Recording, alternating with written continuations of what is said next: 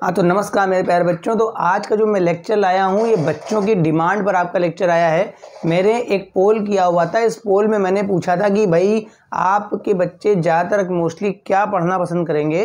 तो बेटा उसमें 11th वाले पोल वाले में 11th वाले बच्चों के बहुत ज़्यादा कमेंट्स आए हैं, बहुत ज़्यादा उन्होंने टिक कर रखा है कि लगभग 72% बच्चा 11th का चाहता है कि भाई मैं उनके लिए कोई लेक्चर लगाऊं। तो ठीक है, तो मैं 11th वाले बच्चों के लिए अपना एक हाइड्रोकार्बन का 11th वाले बच्चों के लिए मैं हाइड्रोकार्बन का बेटा 1 शॉट लेके आया हूँ। मतलब आज इस एक वीडियो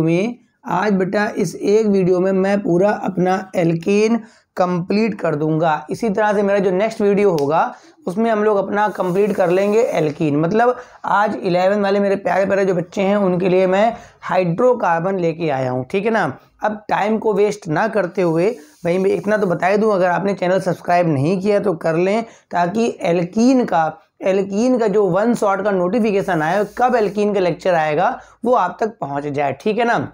अब देखो भाई है क्या हमारे पास हाइड्रोकार्बन में क्या होता है, जैसे कि नाम से समझ में आ रहा है, अगर ऐसा कोई भी कंपाउंड है बेटा जिसमें कार्बन और हाइड्रोजन प्रेजेंट है, मतलब कोई भी कंपाउंड ऐसा ना बेटा जिसमें क्या क्या प्रेजेंट है हमारे पास हाइड्रोकार्बन में कार्बन और हाइड्रोजन, तो उसे मैं हाइड्रोकार्बन बोलता हूं। मतलब C और H के अलावा अगर बेटा इसमें कुछ और भी आ गया तो उसे हम हाइड्रोकार्बन नहीं बोलेंगे। अगर ऑक्सीजन आ जाए, क्लोरीन आ जाए, सल्फर आ जाए, फास्फोरस आ जाए, अगर कार्बन और हाइड्रोजन के अलावा आपको कुछ भी दिखता है तो उसे आपको हाइड्रोकार्बन बोलने की जरूरत नहीं है। अब सबसे पहले मैं स्टार्ट करता हूं कि मेरे पास जो हाइड्रोकार्बन है बेटा इसका क्लासिफिकेशन क्या है। तो मैं बता दूं मेरे पास जो हाइड्रोकार्बन है वो बच्चा मोस्टली 2 पार्टों में आपका डिवाइड करा गया। ठीक है, पहला मेरे पास है ओपन चेन हाइड्रोकार्बन एक हो सकता है, ठीक है, या मेरे पास आपका साइक्लिक हाइड्रोकार्बन हो सकता है। मतलब हाइड्रोकार्बन जो है ना बेटा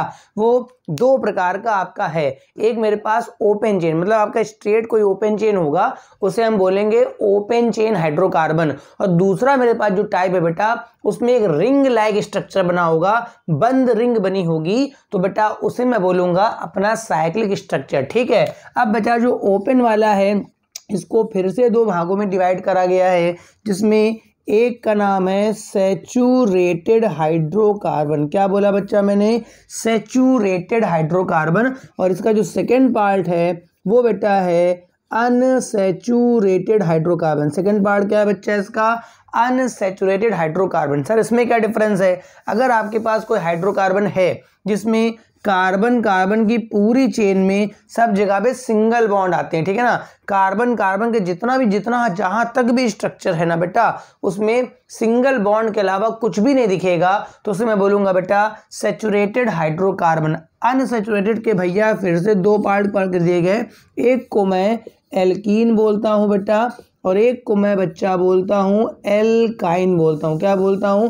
एल्काइन। ये जो सैचुरेटेड वाला है इसका नाम एक और है जिसे मैं बोलता हूं एल्केन। क्या नाम है बच्चा? एल्केन। अब सर ये एल्कीन क्या होता है? तो अगर आपके स्ट्रक्चर में कहीं पर भी कार्बन के बीच डबल बॉन्ड दिखता है, ठीक है, कार्बन की वैलेंसी 4 होती है आपको पता होगा, अगर आपके स्ट्रक्चर में कहीं पर भी कार्बन डबल बॉन्ड दिखता है तो उसे आप एल्कीन बोलेंगे, और अगर आपके स्ट्रक्चर में कार्बन ट्रिपल बॉन्ड कार्बन कहीं पर भी दिख जाता है तो उसे आप एल्काइन बोल देंगे। फिलहाल आज का जो मेरे पास हाइड्रोकार्बन का 1 शॉट है, ठीक है, इसमें मेरा मेन टॉपिक एल्कीन और एल्काइन वाला ही है। ठीक है, साइक्लिक वाले में क्या होता है बेटा? साइक्लिक वाले में आपका 2 पार्ट होता है। मेरे पास होता है एक ए साइक्लिक और दूसरा मेरे पास होता है एरीन्स बोलता हूँ। क्या बोलता हूँ बच्चा? एरीन्स। ठीक है, जो ए साइक्लिक वाला पार्ट है ये साइक्लिक तो होगा मगर इसमें मोस्टली एक भी कार्बन ऐसा दिख गया जिसपे सब सिंगल बॉन्ड हो, सिग्मा बॉन्ड हो। अगर 1-2 जगह डबल बॉन्ड है चलेगा,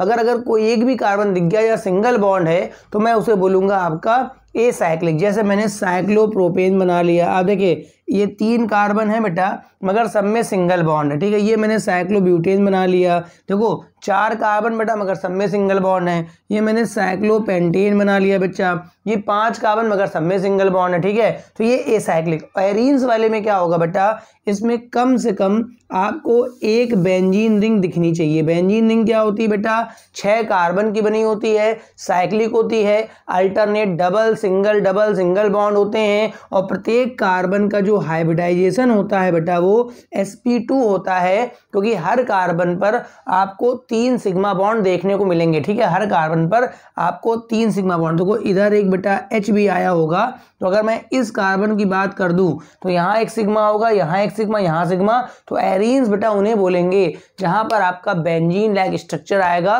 तो ये मेरे पास हाइड्रोकार्बन का एक छोटा एक सॉल्ट में आपका इंट्रोडक्शन था। अब हम लोग अपने हाइड्रोकार्बन में जो पहला स्टार्ट करेंगे बेटा वो हम लोग एल्केन स्टार्ट करते हैं, ठीक है। एल्केन्स की बात करेंगे, हम लोगों का जो 1 शॉट है बेटा ये एल्केन के लिए बनाया गया, मतलब ये जो 1 शॉट मैंने बनाया है एल्केन का, जो दूसरा 1 शॉट आएगा वो एल्कीन का। मगर ध्यान रखें अगर आपने चैनल सब्सक्राइब नहीं करा है तो नोटिफिकेशन आपके पास कैसे आएगा, वही तो मेरे को समझ में नहीं आता। तो आप मेरा का इंस्टॉल कर करके सर्च करेंगे क्या वीडियो, ऐसा नहीं करना है भाई। आप अगर सब्सक्राइब करते तो नोटिफिकेशन आएगा, आप लेक्चर क्लिक करिए, काम खत्म हो जाएगा, ठीक है। अब देखिए यहाँ पर है क्या बेटा, जो हमारे पास एल्केन्स होते हैं, थोड़ा इनके बारे में समझते हैं कि हमारे पास एल्केन्स क्या है। देखो एल्केन्स में पहला पॉइंट, छोटे छोटे पॉइंट सीखने हैं, ठीक है। एल्केन्स में क्या होता है, सब जगह पे आपके केवल सिग्मा बॉन्ड बने होते हैं। क्या होते हैं बेटा, सिग्मा बॉन्ड्स। मतलब एल्केन का पूरा स्ट्रक्चर देख लोगे कहीं पर भी आपको डबल या ट्रिपल बॉन्ड नहीं दिखेगा, ठीक है। एल्केन्स में जो जनरल फॉर्मूला होता है वो बेटा CnH2n+2 होता है। मतलब अगर जितने भी कार्बन हैं उसके दुगने S से 2 ज़्यादा, मतलब अगर किसी स्ट्रक्चर में आपको जितने भी कार्बन दिख रहे हैं, मान लो 4 कार्बन दिख रहे हैं तो उसके दुगना कर लो, 4 का दुगना 8 और 2 ऐड कर दो, मतलब H अगर 10 दिख रहे हैं तो एल्केन होगा। फॉर एग्जाम्पल अगर मैं यहाँ N=1, N=2, N=3 and so on लगाता जाऊँ, जब मैं N= यहाँ 1 लगाऊंगा तो ये मेरे पास CH4 बनेगा। कार्बन 1 का मतलब मैथ होता है, कार्बन 2 का मतलब एथ होता है, कार्बन 3 का मतलब प्रोप होता है, कार्बन 4 का मतलब ब्यूट होता है, तो कार्बन एथ मतलब ये मीथेन हो गया। अगर मैं N=2 लगा दूं तो यहाँ 2 लगाओ तो ये 4 2 6, दुगने से 2 ज़्यादा मिलेगा, मतलब ये हो जाएगा C2H6, इसे मैं बोलूँगा एथेन। नेक्स्ट आपका बनेगा C3H8। आपको अगर जनरलाइज बनाना है तो जितने भी कार्बन आपने इस्तेमाल करे हैं उसका पहले डबल कर लीजिए और 2 H एक्स्ट्रा जोड़ दीजिए। जैसे मान लो मैंने C4 लिखा तो C4 का जस्ट डबल क्या होता है 8, इसमें 2 H जोड़ दो, C4H10 ब्यूटेन हो गया। मैंने C5 लिखा, C5 का मतलब क्या हो गया, 5 कार्बन दुगना करो 10 10 2 12 यानी H12 हो गया। मतलब ये जितने भी स्ट्रक्चर बनेंगे बेटा इन सब स्ट्रक्चर्स में है क्या, खास बात ये है कि पूरे स्ट्रक्चर में सब जगह पे आपका सिंगल बॉन्ड होगा। मेरे पास थर्ड पॉइंट क्या है बेटा, इनको हम लोग पैराफिन्स भी बोलते हैं। क्या बोलते हैं बेटा, पैराफिन्स भी बोलते हैं। मतलब मेरे पास जो एल्केन्स होते हैं, पैराफिन्स का मतलब क्या होता है बेटा, जहाँ पर अगर किसी मॉलिक्यूल की रिएक्टिविटी काफ़ी कम होती है तो उसे बेटा हम लोग किस नाम से जानते हैं, पैराफिन्स, ठीक है। तो एक्चुअली में है क्या, मेरे पास जो हाइड्रोकार्बन्स होते हैं एल्केन वाले, इसमें केवल बेटा सिग्मा बॉन्ड होता है। अगर आपने केमिकल बॉन्डिंग ठीक से पढ़ी है, ठीक है, बिल्कुल उम्मीद होगी आपने केमिकल बॉन्डिंग पढ़ी होगी कहीं ना कहीं, तो केमिकल बॉन्डिंग में आपको एक सिग्मा बॉन्ड समझाया गया और एक समझाया गया पाई बॉन्ड। सिग्मा बॉन्ड बेटा कैसे बनता है, हेड टू हेड ओवरलैपिंग से बनता है, और पाई कैसे बनता है बेटा, साइड वाइज। दो लोग हाथ मिलाते हैं तो सिग्मा बॉन्ड बनता है, टाटा बाय बाय करते हैं तो पाई बॉन्ड बनता है, ठीक है ना। तो बेटा सिग्मा बॉन्ड मजबूत होता है और उसको तोड़ने में लग जाती है एनर्जी। तो हाइड्रोकार्बन का जो एल्केन है ना बच्चा, वो जल्दी ब्रेक ही नहीं होता।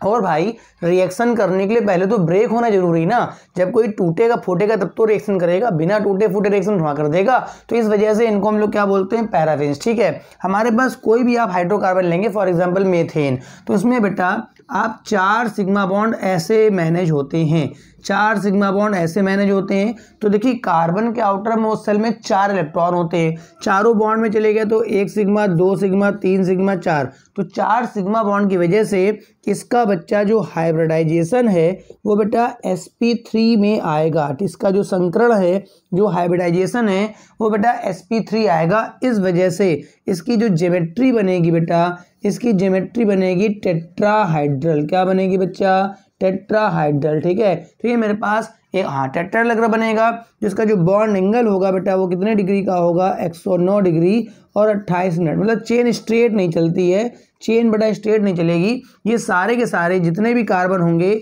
ये सारे बॉन्ड 109 डिग्री 28 मिनट के बनाते हुए चलेंगे। हम लोग स्ट्रेट लिख सकते हैं, मगर जब एक्चुअल कोई पूछेगा कि अगर एक कार्बन दूसरे कार्बन से कनेक्ट है, बाकी एच कनेक्ट है, तो उनके बीच का बॉन्ड एंगल कितना होगा, तो मेरे को जवाब देना पड़ेगा वहाँ पर जो बॉन्ड एंगल होगा वो 109 डिग्री 28 मिनट का ही होगा। तो ये एल्केन्स का एक छोटा सा इंट्रोडक्शन था जो आपकी जानकारी के लिए बहुत ज़रूरी है। ठीक है, अब मैं बात करता हूँ मेरे पास जो एल्केन्स हैं इनमें हमारी किस किस टाइप की आइसोमेरिज्म हो सकती है। ठीक है, मतलब मेरे पास जो एल्केन्स हैं तो बेटा उसमें कौन कौन से प्रकार की बेटा मेरे पास आइसोमेरिज्म हो सकती है। मैं बता दूं मेरे लेक्चर्स में मैं टाइम नहीं बर्बाद करता हूं बाकियों की तरीका कि मैं आया घंटों टहल रहा हूं, फिर चश्मा लगा के टहल रहा हूं, फिर शायरी कर रहा हूं।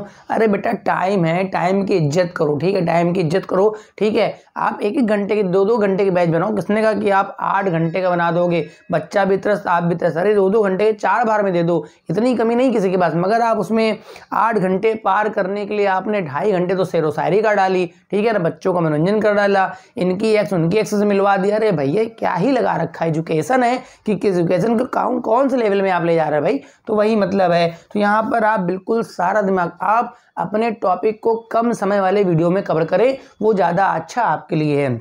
अब मेरे पास क्या है, हमारे पास जो हाइड्रोकार्बन्स होते हैं एल्केन्स, उसमें बेटा आइसोमेरिज्म किस प्रकार की होती है। ठीक है, अब बेटा आइसोमेरिज्म क्या होती है, तो अगर दो कंपाउंड्स के मॉलिक्यूलर फॉर्मूले सेम है मगर उनके स्ट्रक्चर में डिफरेंस आ जाए। ठीक है, अगर मेरे पास 2 मॉलिक्यूल ऐसे हैं जिनके मॉलिक्यूलर फॉर्मूले सेम है, ठीक है, मगर जब उनके स्ट्रक्चर ड्रा करता हूं तो इनके स्ट्रक्चर में डिफरेंस आता है, जिस वजह से उनका जो आईयूपीएसी नाम है वो भी चेंज हो जाए। मगर मॉलिक्यूलर फॉर्मूला दोनों का सेम है, स्ट्रक्चर डिफरेंट है, तो वो आइसोमर्स कहलाते हैं। और बेटा इस घटना को मैं बोलता हूँ आइसोमेरिज्म। फॉर एग्जाम्पल मैंने ब्यूटेन ले लिया C4H10, तो जो मेरे पास जितने एल्केन्स हैं वो सब देते हैं मेरे पास चेन आइसोमेरिज्म। क्या देते हैं बेटा?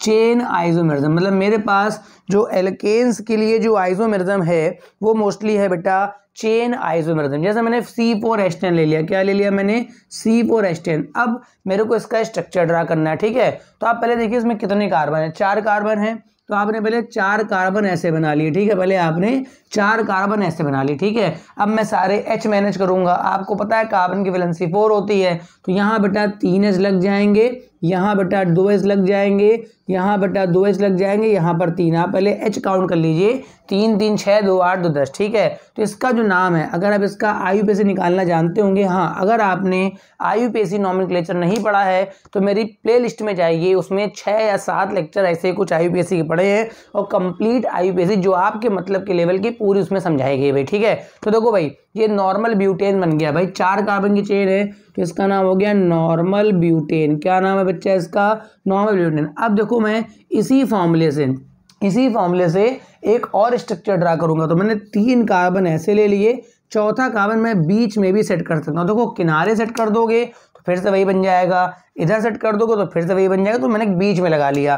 तो यहाँ पर अब बेटा क्या हो जाएगा? CH3, यहाँ बेटा क्या हो जाएगा? CH3, यहाँ CH और यहाँ क्या हो जाएगा? CH3। अब आप अगर देखें तो इसमें भी कार्बन 4 हैं, 3 त्रिक 9 1 10H। ठीक है, इसमें चेन बहुआ कितने की बनेगी? 3 की। ठीक है, देख सकते हैं 3 की चेन बनेगी, तो 1 2 और 3। तो देखो 2 पे मेरा मेथिल आ गया, 2 पे मेरा मेथिल आ गया और चेन मेरे पास 3 की है तो प्रोपेन हो गया। तो आप देख सकते हैं दोनों कंपाउंड के मॉलिक्यूलर फॉर्मूले सेम है। ठीक है, आप देख सकते हैं दोनों कंपाउंड के बच्चा मॉलिक्यूलर फॉर्मूले बेटा सेम है, मगर एक में कार्बन की चेन बेटा 4 की आ रही है बच्चा, और एक में कार्बन की चेन बच्चा कितने की आ रही है? 3 की आ रही है। तो मैं बोलूँगा कि ये जो मेरे पास नॉर्मल ब्यूटेन है बेटा और 2 मेथिल प्रोपेन है बेटा, ये एक दूसरे के आइसोमर्स हैं। तो ये मेरे पास आपको दिमाग में रख के चलना है कि मेरे पास जो जितने हाइड्रोकार्बन्स में एल्केन्स होते हैं वो मोस्टली आपकी देते हैं आपकी चेन आइसोमेरिज्म देते हैं। क्या देते हैं बेटा?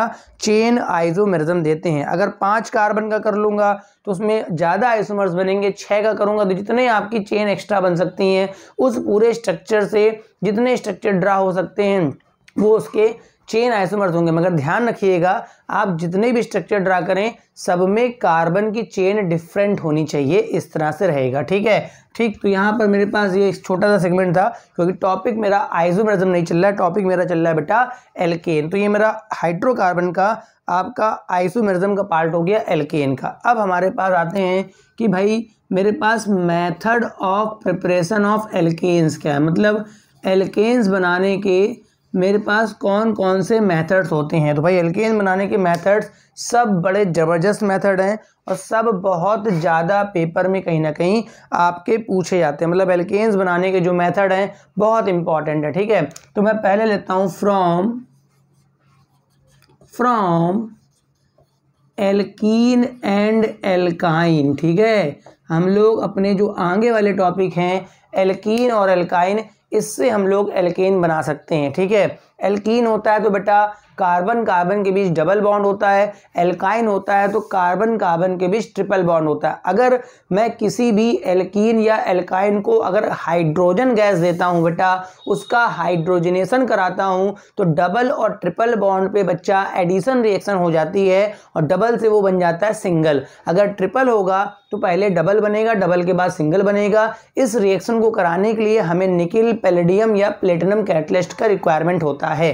जैसे मैंने सबसे छोटा मॉलिक्यूल ले लिया एथिलीन, इसका नाम क्या है बच्चा? एथिलीन नाम है। ठीक है, इसको मैंने hydrogen gas they the in presence of nickel catalyst, heat कर दीजिए, या पैलेडियम कैटलिस्ट या प्लेटिनम। अगर इनकी प्रेजेंस में कराते हैं तो हीट नहीं करना पड़ता है, इनकी जो कैटलिटिक एक्टिविटी है बहुत अच्छी होती है। मगर निकेल के लिए साथ कराएंगे तो इसमें इसकी जो कैटलिस्ट की एक्टिविटी थोड़ी कम होती है। फिलहाल हाइड्रोजन में एक है यहाँ जुड़ जाएगा, एक है यहाँ, डबल बॉन्ड पर बेटा हमेशा एडिशन रिएक्शन होती है। ठीक है, तो ये एच जाके जुड़ेगा तो ये बन जाएगा CH3 सिंगल बॉन्ड CH3। बेटा ये कौन सी गैस बन गई? एथेन गैस बन गई। 2 कार्बन का है ना बेटा एथेन, और ये बेटा एथीन है। इसी तरह अगर आप एसिटिलीन गैस लेके चलें, क्या लेके चलें बेटा? Acetylene gas. ठीक है, इसको भी हाइड्रोजन गैस दे दें, कंडीशन पूरी वही है। तो बेटा इसमें ये रिएक्शन 2 बार होगी क्योंकि पहली बार जब आप जोड़ोगे तो एक एक जुड़ेगा, हाँ ट्रिपल से सीधे वहां बनेगा डबल बॉन्ड। मतलब C पे ये H पहले से था, एक अभी ताजा H जुड़ा है और ये डबल बॉन्ड हो जाएगा, ये बन गया मेरा एथिलीन। और एथिलीन पर फिर से जब मैं H2 गैस दूंगा तो एक एक H जाके और जुड़ेगा तो जाके मेरा बनेगा CH3 सिंगल बॉन्ड CH3। इसका अगर मैं IUPAC नाम लिखूं तो एथाइन होगा। क्या होगा बेटा? एथाइन। मगर इसका नाम तो बेटा एथेन ही है। अगर किसी ने मुझसे पूछ दिया कि मेरे पास प्रोपाइन दिया है और मेरे को प्रोपेन बनाना है, किसी ने पूछ दिया कि प्रोपाइन से प्रोपेन, तो पहले बताइए प्रोप का मतलब क्या होता है? अरे भाई प्रोप का मतलब 3 कार्बन होता है, तो आप पहले 3 कार्बन मैनेज कर लीजिए। अब देखिए आयन का मतलब क्या है? तो आयन का मतलब ट्रिपल बॉन्ड। अब ट्रिपल बॉन्ड या इधर लगा लो या इधर, दोनों इक्विवेलेंट हैं। मैंने यहाँ ट्रिपल लगा लिया। ठीक है, अब यहाँ पर एक H लगेगा, बीच वाले कार्बन की वैलेंसी 4 हो गई है, कोई भी H नहीं लगेगा और यहाँ लगेगा CH3, तो ये प्रोपाइन हो गया। अब इसको मैं 2 मोल हाइड्रोजन गैस दूंगा, पैलेडियम कैटलिस्ट ले लेता हूँ। तो भैया ट्रिपल बॉन्ड वाले को आपको 2 मोल ही H देना पड़ेगा, तब बेटा एल्केन बनेगा।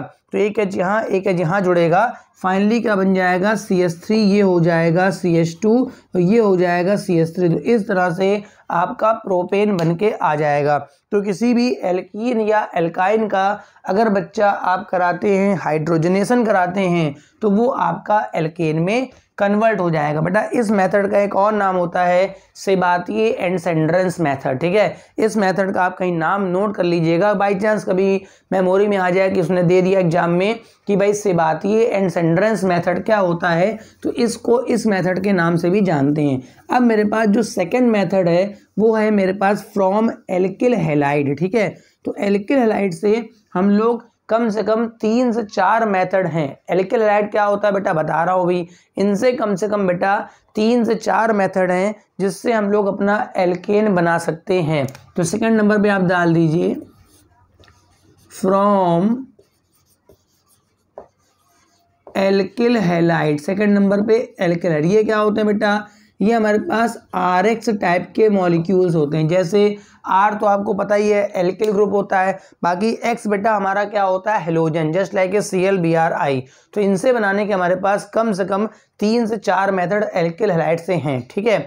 तो हम लोग इसका A पॉइंट लिखते हैं। मैंने कहा जो इसके अंदर के मेथड हैं वो चारों से जो एल्केन बनेगा मेथड तो अलग अलग होंगे, मगर सब में हमें RX का ही इस्तेमाल करना है। तो इसका जो A पॉइंट होता है बच्चा वो बड़ी इंपॉर्टेंट रिएक्शन है जिसका नाम है वोल्ट्स रिएक्शन, ठीक है। इसका जो A पॉइंट है बच्चा उसका नाम है वोल्ट्स रिएक्शन, ठीक है। तो वोल्ट्स रिएक्शन बहुत फेमस है आपके 11th के लिए कंपटीशन के लिए, ठीक है। तो वोल्ट्स में क्या होता है, हम लोग एल्किल हैलाइड लेके चलते हैं, रिएक्शन बेटा सोडियम मेटल के साथ होती है, इसके 2 मोल लेने होते हैं, ठीक है। 2 सोडियम के, इधर XR एक और लेंगे, मतलब 2 मोल आप लेंगे RX। रिएक्शन सोडियम से होगी in presence of dry ether. तो वो ऐसा होता है कि सोडियम काफ़ी रिएक्टिव मेटल है, तो उसको आप न्यूट्रल मीडियम में रखेंगे तभी वो आपका बचेगा। अदरवाइज सोडियम को आप अवड़ो बड़ो कहीं डाल दोगे ना तो वो अपना कहीं ना कहीं मॉइस्चर वगैरह से रिएक्शन करके खुद निपट जाएगा,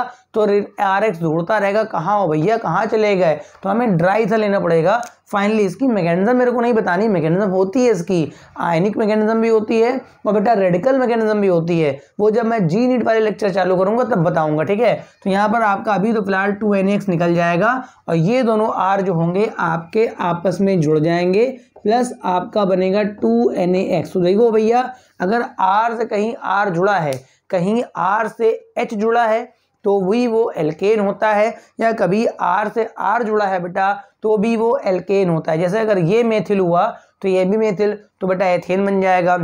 अगर ये एथिल हुआ तो बेटा ये भी एथिल, तो वो क्या बन जाएगा ब्यूटेन बन जाएगा। मगर ध्यान रखेंगे आप वोल्ट्स रिएक्शन में केवल सिमेट्रिकल एल्केन बनाएंगे, मतलब आप दोनों एल्किल के बीच से अगर लाइन ड्रा कर देंगे, एग्जैक्ट बीच से अगर लाइन ड्रा करेंगे तो अगल बगल के जो एल्किल हो वो सिमिलर, वो कब हो सकते हैं, जो मॉलिक्यूल आप ये RX का लीजिए वही अगर आप इसका भी लोगे ना तो आपका सिमेट्रिकल एल्केन बनेगा, ठीक है। जैसे मान लो मैंने यहाँ ले लिया CH3Cl प्लस कर दिया 2Na, इधर भी मैंने ClCH3 कर दिया, ठीक है। ड्राई ईथर रहेगा वो मैं बार बार नहीं लिखूंगा, 2NaCl निकल जाएगा। तो बताइए दोनों आपके मेथिल कंबाइन हो जाएंगे और बच्चा जब दोनों मेथिल कंबाइन हो जाएंगे तो ये एथेन बन जाएगा, ठीक है। वोल्ट्स रिएक्शन की सबसे इंटरेस्टिंग बात ये है कि इसमें चेन जस्ट डबल हो जाती है। आप देखिए इस वाले में 1 कार्बन है मगर उधर जो रिजल्ट आया वो 2 कार्बन का, ठीक है। जैसे अगर मैं यहाँ ले लूँ एथिल ब्रोमाइड ले लेता हूँ, ठीक है, ये भी एल्किल हैलाइड है, प्लस 2Na कर लेता हूँ, उधर भी ले लेता हूँ एथिल ब्रोमाइड उल्टा करके ले लेता हूँ, ठीक है। अब यहाँ से 2Na भी यहाँ निकल जाएगा और दोनों एथिल जब जुड़ जाएंगे तो बेटा इसका नाम ब्यूटेन हो जाएगा। तो इसमें चेन जस्ट डबल होती है। देखिए इधर यहाँ पे 2 कार्बन का था तो उधर आपका कितने कार्बन का बना 4 का। मतलब वोल्ट्स रिएक्शन में कभी भी कोई कन्वर्जन अगर ऐसा आता है जैसे मेथेन से एथेन बनाना है तो आप वोल्ट्स का इस्तेमाल करेंगे, मगर वोल्ट्स कराने के लिए आपको RX चाहिए होता, क्या होगा RX चाहिए होगा, ठीक है। मेथेन से कहीं एथेन दिखता है या एथेन से कहीं ब्यूटेन दिखता है तो मेरे को वोल्ट्स ही करानी होगी, ठीक है। अच्छा हम लोग वोल्ट्स में देखो ये भी आपका सिमेट्रिकल है, ये भी आपका सिमेट्रिकल है, वोल्ट्स में अनसिमेट्रिकल क्यों नहीं बना सकते हैं, चलो भाई बनाने की कोशिश करते हैं। इधर हम लोग मेथिल क्लोराइड का सैंपल लेते हैं और सोडियम लेते हैं और बेटा एथिल क्लोराइड का सैंपल लेते हैं। मैंने क्या करा अपना अनसिमेट्रिकल बनाने के लिए दोनों R को डिफरेंट कर लिया। क्यों भाई, अगर दोनों R डिफरेंट कर लूंगा तो यहाँ प्रोपेन बन जाना चाहिए, क्या बन जाना चाहिए प्रोपेन। मगर एक्चुअल में होगा क्या, पूरे चैम्बर में मेथिल क्लोराइड के बहुत सारे मॉलिक्यूल्स होंगे, पूरे चैम्बर में बेटा एथिल क्लोराइड के भी बहुत सारे मॉलिक्यूल्स होंगे। तो पॉसिबिलिटी ये भी है ना कि हो सकता है कि 2 मेथिल क्लोराइड के ही रिएक्ट हो जाएं। अगर दोनों मेथिल क्लोराइड के रिएक्ट हो गए तो बेटा एथेन बन जाएगा, अगर दोनों एथिल के रिएक्ट हो गए तो ब्यूटेन बन जाएगा, और अगर किसी रिएक्शन में एक मेथिल एक एथिल तो प्रोपेन। तो यहाँ पर जो बनेगा वो बनेगा मिक्सचर ऑफ एल्केन। क्या बनेगा बच्चा, मिक्सचर ऑफ एल्केन, और मिक्सचर ऑफ एल्केन जो होता है बेटा वो जल्दी सेपरेट नहीं होता है, ठीक है। तो आपने मिक्सचर तो बना लिया, आपने खिचड़ी तो बना ली, मगर वो खिचड़ी अलग कैसे करोगे? खिचड़ी को अगर अलग करने का तरीका होता तब तो आप बनाइए, मगर अगर खिचड़ी को अलग करने का तरीका नहीं है तो मैं राय नहीं दूंगा, आप मत बनाइए। इस वजह से मैं इसमें कभी भी अनसिमेट्रिकल एल्केन नहीं बनाता हूँ, ठीक। एक बात और ध्यान रखने वाली है, वुल्स रिएक्शन में आपका मेथेन कतई नहीं बनेगा, वुल्स रिएक्शन में मेथेन कतई नहीं बनेगा। क्यों नहीं बनेगा बच्चा? क्योंकि आप देखिए एक कार्बन से कम का RX होगा नहीं, CH3Cl से कम का होगा नहीं, और वो बनाएगा डबल। तो कुल मिला के बनेगा कितने कार्बन का? कम से कम 2 कार्बन का। आधे कार्बन का कोई भी RX होता नहीं है, तो आधे कार्बन का होता तो उसका डबल 1 कार्बन का बनता। तो ये मेरे पास वोल्ट्स के बड़े इंपॉर्टेंट फीचर हैं। ये मेरा A पॉइंट कंप्लीट हो गया। मेरे पास एल्किल हैलाइड वाले का बच्चा A पॉइंट मेरा कंप्लीट हो चुका है, बात समझ रहे हो। अब इसी का जो B पॉइंट है, जिसका नाम बहुत इंपॉर्टेंट है, कोरी हाउस रिएक्शन, ठीक है। इसी का B पॉइंट डाला है, मतलब इसमें भी आपका RX से ही बनेगा। तो बच्चा कोरी हाउस रिएक्शन में क्या होता है, मेरे पास एक रिएजेंट होता है जिसे मैं बोलता हूँ गिलमान रिएजेंट, ठीक है। मेरे पास एक रिएजेंट है, आपको मालूम होना चाहिए, नहीं पता तो देखिए कि गिलमान रिएजेंट क्या होता है। फॉर्मूला है Al2CuLi, ठीक है। ये क्या होता है बच्चा? ये होता है डाई एल्किल लिथियम क्यूप्रेट। क्या नाम बोला मैंने इसका? Di alkyl lithium cuprate. चूंकि लिथियम और कॉपर मेटल हैं तो यहाँ लिथियम का चार्ज भी +1 होता है और कॉपर का भी +1, ठीक है। आपको बताया गया होगा कि किसी कंपाउंड में सभी ऑक्सीडेशन नंबर का एडिशन 0 होता है, तो बेटा इस R पे भी क्या होगा? -1, क्योंकि जब 2 R होंगे तो -2 और ये +2। ये गिलमान रिएजेंट है, इसका जो R- होता है ये न्यूक्लियोफाइल होता है। क्या होता है बेटा? न्यूक्लियोफाइल। इसी गिलमान की रिएक्शन हम अपने RX से करा देंगे, ठीक है। भैया मैंने हेडिंग लिख रखी है RX से। अच्छा बताइए, RX में इलेक्ट्रॉन तो हेलोजन विड्रॉ करेगा, तो यहाँ निगेटिव चार्ज, यहाँ पॉजिटिव, मतलब RX का जो R है ना बच्चा, जो RX का R है ना बच्चा, ये इलेक्ट्रोफिलिक सेंटर है। कैसा है बेटा? इलेक्ट्रोफिलिक है। और इसका जो R है वो न्यूक्लियोफिलिक है। तो ये जहाँ जाके अटैक करेगा, X को बाहर फेंक देगा उठा के, तो ये R एक माइनस का और एक प्लस का जाके ऐड हो जाएगा, तो R जुड़ेगा तो एल्केन बनेगा। अब Li जो है वो X के साथ जाएगा और जो R है कॉपर साथ चला जाएगा। तो ये देख सकते हैं मेरे पास यहाँ पर एल्केन बन गया, ठीक है। अब इसकी खास बात क्या है, मेरे पास जो कोरी हाउस रिएक्शन, उसकी खास बात क्या है कि यहाँ पर जैसे वुल्स वाले में क्या था, ये मेरे पास सब्स्टिट्यूशन न्यूक्लियोफिलिक रिएक्शन हो रही है बेटा, SN रिएक्शन, ठीक है। ये मेरे पास सब्स्टिट्यूशन न्यूक्लियोफिलिक है क्योंकि न्यूक्लियोफाइल अटैक करके इसको सब्स्टिट्यूट कर रहा है, ठीक है। अब इसकी खास बात क्या है कि मेरे पास सिमेट्रिकल एल्केन भी बनते हैं बेटा, और साथ में क्या होता है, अनसिमेट्रिकल एल्केन भी बन जाते हैं, क्योंकि ये दो मॉलिक्यूल सिमिलर नहीं बल्कि अलग अलग ले सकते हैं हम लोग, ठीक है। फॉर एग्जांपल मैंने यहाँ कर लिया CH3 का whole twice CuLi di methyl lithium cuprate नाम है इसका। फिर मैंने ले लिया मेथिल क्लोराइड ले लिया। अब मैंने रिएक्शन कराई तो यहाँ का CH3 माइनस यहाँ के CH3 प्लस पे अटैक करेगा, Cl को बाहर कर देगा। तो देखो यहाँ पर मेरे पास एथेन बन गया, और एथेन मेरे पास कैसा है बच्चा, सिमेट्रिकल एल्केन है। कैसा है बेटा, सिमेट्रिकल। इसी तरह से अगर मैं यहाँ पर इधर तो मैं एथिल कर लेता हूँ, ठीक है, इधर मैंने एथिल कर लिया, मगर उधर मैंने अभी भी मेथिल कर रखा है, तो अब की बार एथिल का माइनस यहाँ अटैक करेगा, Cl को बाहर कर देगा, तो इधर का एथिल उधर का मेथिल जुड़ जाएगा, तो C2H5 और CH3। देखो ये जो एल्केन बन गया, ये भी आपका कौन सा एल्केन है बेटा, अनसिमेट्रिकल, ठीक है। तो कोरी हाउस मेथड में फायदा ये होता है हमारे पास कि हम लोग बच्चा सिमेट्रिकल तो बना ही लेते हैं एल्केन, साथ में क्या बना लेते हैं, अनसिमेट्रिकल। मगर मेथेन की कहानी अभी भी वही लटकी है, क्योंकि मेथेन इसमें नहीं बन पाएगी, क्योंकि सीधी सी बात है, क्योंकि यहाँ पर R से जुड़ेगा, और जब भी कभी 2 R जुड़ेंगे तो बेटा कहीं ना कहीं आपका 2 कार्बन से कम का एल्केन नहीं बनेगा। अब मेरे पास तीसरा, मेरे पास कौन सा रिएक्शन है कि तीसरा, अगर मैं RX लेता हूँ, ठीक है, RX लेकर के उसको कोई रिड्यूसिंग एजेंट दे देता हूँ, ठीक है। मतलब मेरे पास जैसे मान लो C एग्जाम्पल है, मैं इसको देता हूँ रिड्यूसिंग एजेंट देता हूँ, ठीक है, रिड्यूसिंग एजेंट। तो रिड्यूसिंग एजेंट क्या होते हैं, जो बेटा हाइड्रोजन प्रोवाइड करते हैं ना बच्चा, जो हाइड्रोजन प्रोवाइड करते हैं बेटा, उनको हम लोग बोलते हैं रिड्यूसिंग एजेंट। हमारे पास सबसे फेमस रिएजेंट है LiAlH4। इसको आपको अभी से 11 लेवल से पढ़ना चाहिए। इसका नाम होता है बेटा लिथियम एल्युमिनियम हाइड्राइड, ठीक है। और ये जब भी रिएक्शन करता है तो हमेशा हाइड्राइड आयन देता है, मतलब जब जब रिएक्शन में पार्टिसिपेट करेगा हमेशा H+ नहीं देगा, कभी भी हमेशा देगा H-। और अगर आपको इलेक्ट्रोफाइल न्यूक्लियोफाइल नहीं पता है तो मेरे आप उसमें जाइए ऑर्गेनिक केमिस्ट्री के लेक्चर्स में, वहाँ पे पूरे इलेक्ट्रोफाइल समझा रखे हैं, न्यूक्लियोफाइल समझा रखे हैं, प्लेलिस्ट खोलिए आपको मिलेंगे वहाँ लेक्चर्स। तो ये H- बेटा न्यूक्लियोफाइल है। अच्छा, अगर मैं RX को देता हूँ लिथियम एल्युमिनियम हाइड्राइड तो यहाँ से ये H- आएगा। अच्छा, यहाँ पे चार्ज क्या है, ये निगेटिव, यहाँ पे चार्ज क्या है बेटा पॉजिटिव है, तो H- यहाँ पे अटैक करेगा, X को बाहर फेंक देगा, ठीक है। फिलहाल R पे H जुड़ जाएगा। अच्छा बताइए, अगर R पे H जुड़ जाएगा, अगर आपका R पे H जुड़ जाएगा तो ये एल्केन। अब देखिए इस मेथड में मीथेन बन जाएगा, ठीक है। मैंने यहाँ लिया CH3Cl ले लिया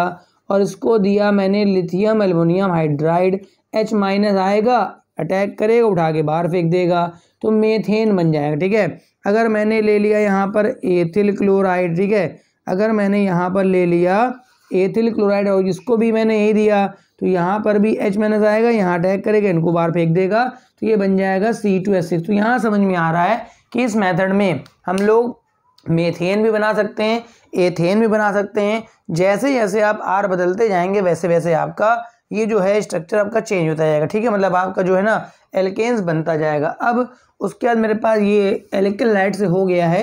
अब थर्ड नंबर पे हमारे पास आता है फ्रॉम कार्बोनिल कंपाउंड से आता है, मतलब मेरा जो एल्केन बनाने का तीसरा बड़ा सुपर हिट मेथड है, तीसरा है मेरे पास फ्रॉम, सीधे डाल देते हैं एल्डिहाइड एंड कीटोन। बहुत इंपॉर्टेंट है, बहुत ज़्यादा इंपॉर्टेंट है। एल्डिहाइड और कीटोन से मेरा आपका जो है वो एल्केन्स बनता है।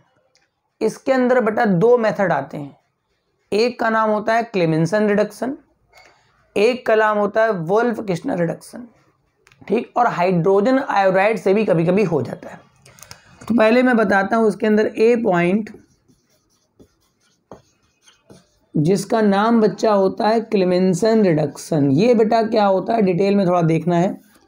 हमारे पास एल्डिहाइड कीटोन क्या होता है, अगर कहीं C double bond O group आ जाए, ठीक, C double bond O group कहीं पर भी आ गया, अगर इस पर दोनों H लग जाए तब तो ये एल्डिहाइड है।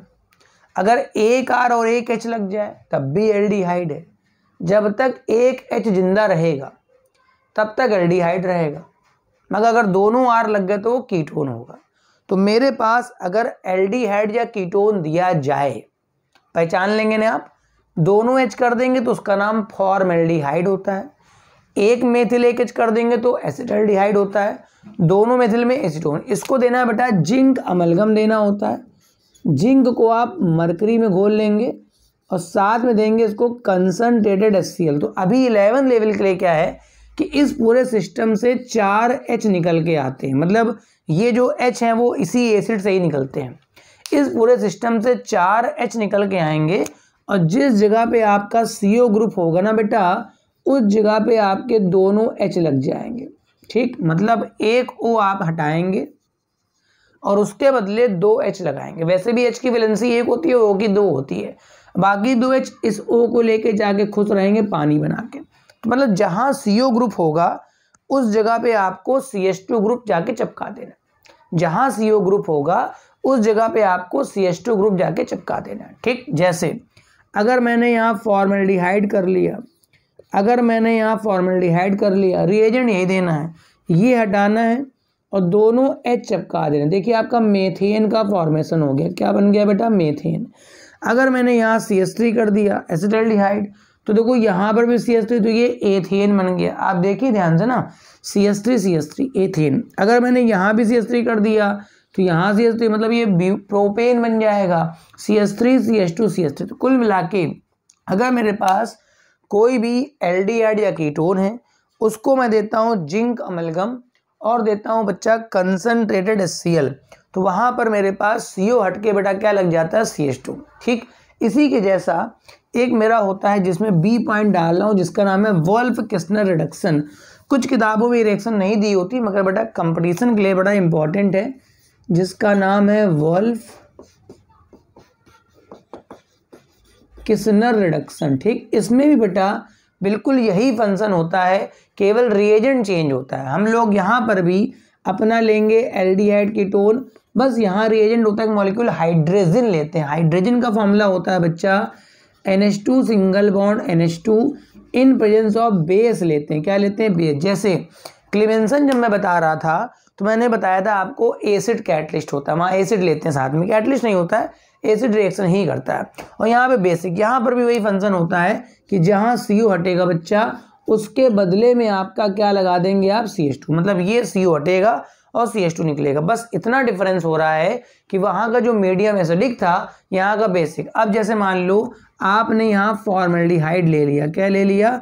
फॉर्मेल्डिहाइड, तो उधर बेटा आपका मेथेन बन जाएगा। बिल्कुल वही प्रोसेस है बच्चा, केवल रिएजेंट चेंज है। अब मैंने यहाँ CH3 कर लिया तो ये एसिडल्डिहाइड, तो इस जगह CH3 हो गए, एथेन बन जाएगा। मैंने एसीटोन कर लिया तो बेटा प्रोपेन। मतलब जो फंक्शन मेरे पास क्लेमेंसन का था बिल्कुल जस्ट लाइक बेटा वो वोल्फ किस्नर का है, केवल फर्क इतना है कि जहाँ पर आपका मीडियम एसिडिक था वहाँ zinc amalgam in presence of HCl था, यहाँ हाइड्रोजन इन प्रेजेंस ऑफ बेटा क्या होगा? बेस। और थर्ड नंबर पे अगर लिख लें हम लोग किसी भी एल्डिहाइड कीटोन को अगर हम लोग हाइड्रोजन आयोडाइड से रिड्यूस कर दें, किससे रिड्यूस कर दें? हाइड्रोजन आयोडाइड से, तो यहाँ पर भी यही काम होगा कि CO के बदले बेटा क्या हो जाएगा? CH2। तो ये रिएक्शन भी आप ध्यान रखिए कि यहाँ CH2 हो जाएगा, बाकी आपको 4HI लेने पड़ेंगे। देखिए 2H तो यहाँ चिपक गए जाके, आपका O जाएगा 2H के साथ तो पानी हो जाएगा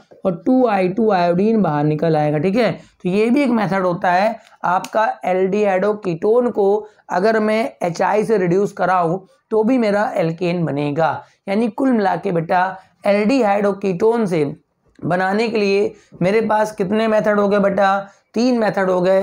पहले का नाम हो गया आपका क्लेमेंसन रिडक्शन जो उसके पहले था, दूसरा मेरे पास क्या हो गया? वोल्फ किस्नर रिडक्शन, और तीसरा मेरे पास क्या हो गया? आपका ये बन गया क्या? Reduction with HI। तो ये मेरे पास 3 मेथड आपके कंप्लीट हो गए हैं। आप जितना भी अब तक पढ़ा दिया है, आप चाहें अगर वीडियो लगातार देख रहे हैं तो 2 मिनट वीडियो को पॉज करके फटाफट उसको एक बार रिवाइज कर जाइए फटाक से। हाँ, तो हम लोग अब आगे बढ़ते हैं अपने एल्केन्स का जो प्रिपरेशन मेरा है। तो इतने मैंने आपको प्रिपरेशन बता दिए एल्केन्स बताने के, या किस प्रकार से मेरा एल्केन बेटा बनता है। अब मेरे पास जो नेक्स्ट मेथड ऑफ प्रिपरेशन है ये बहुत ज़्यादा इम्पॉर्टेंट है और बेटा आपके एग्जाम लेवल में पक्का ये टपक जाएगा।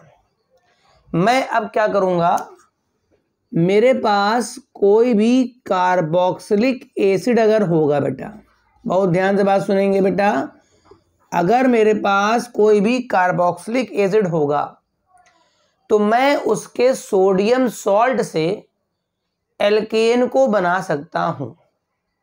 कार्बोक्सिलिक एसिड बेटा क्या होता है? R हो गया, R पे बेटा हो जाएगा COOH, ये है बेटा मेरा कार्बोक्सिलिक एसिड। और अगर इसको मैंने ट्रीटमेंट दे दिया NaOH के साथ, मतलब सोडियम हाइड्रोक्साइड बेस के साथ, तो बच्चा एसिड और बेस मिलके क्या बन जाता है? सॉल्ट बन जाता है। तो ये मेरे पास बन के आ जाएगा RCOONA, ये मेरे पास है sodium salt of carboxylic acid. और मैं बता दूं बच्चा, सोडियम सॉल्ट अगर मेरे पास कार्बोक्सिलिक एसिड का है तो इससे हम लोग 2 मेथड हैं जिसके द्वारा अपने एल्केन को बना सकते हैं। पहला मेरे पास है रिएक्शन विद सोडा लाइम, इसको एक ट्रीटमेंट देंगे, सोडा लाइम के साथ रिएक्शन कराएंगे बेटा हम लोग, किसके साथ? सोडा लाइम के साथ। और दूसरा मेरे पास है कोल्बे प्रोसेस ऑफ इलेक्ट्रोलिसिस। तो ये 2 मेथड हैं और इन दोनों में ही बेटा कार्बोक्सिलिक एसिड के सोडियम सॉल्ट का इस्तेमाल होता है। तो हम लोग देखते हैं बेटा कैसे बन सकता है। तो हम लोग किसका मोस्टली इस्तेमाल करेंगे, तो मैं ये ले चलूंगा एसिडिक एसिड। फॉर्मूला क्या होता है बेटा एसिडिक एसिड का? CH3COOH। ठीक, जब मैं इसमें NaOH डालता हूं बेटा, यहाँ पर H और OH निकल के वाटर निकल जाएगा, और बच्चा मेरा बन जाएगा सोडियम एसिटेट। बच्चा मेरा नहीं बन जाएगा, ये सॉल्ट बन जाएगा। तो ये सोडियम एसिटेट से अब मैं पहले इसको दूंगा सोडा लाइम और दूसरा दूंगा बेटा मैं इसको कोलबे प्रोसेस, और दोनों में देखेंगे क्या डिफरेंस आ रहा है। और दोनों ही घटनाएं जो हैं वो बेटा डी कार्बोक्सिलेशन के नाम से जानी जाती हैं। क्या मतलब हुआ सर इसका? अगर किसी प्रोसेस में कार्बन डाइऑक्साइड गैस निकलती है, आप देखेंगे यहां पर ये CO2 अभी निकल जाएगा, जो कि बेसिक मीडियम होने के साथ सॉल्ट भी बना लेगा, क्योंकि CO2 बेटा एसिडिक होता है। तो ये जो पूरा प्रोसेस है, चाहे सोडा लाइम वाला हो और चाहे मेरे पास कोलबे प्रोसेस ऑफ इलेक्ट्रोलिसिस वाला हो, दोनों के दोनों ही प्रोसेस बेटा मेरे पास डी कार्बोक्सिलेशन के होते हैं। तो नेक्स्ट मेरा जो टॉपिक है एल्केन्स बनाने का बेटा, इसके पहले मैंने आपको वुल्ट्स बता दिया, इसके पहले मैंने आपको कोरी हाउस बता दिया, ठीक। अब यहाँ पर मेरे पास कार्बोक्सिलिक एसिड वाला है और इसका हम लोग करेंगे बेटा डी कार्बोक्सिलेशन, ठीक। क्या करेंगे बच्चा?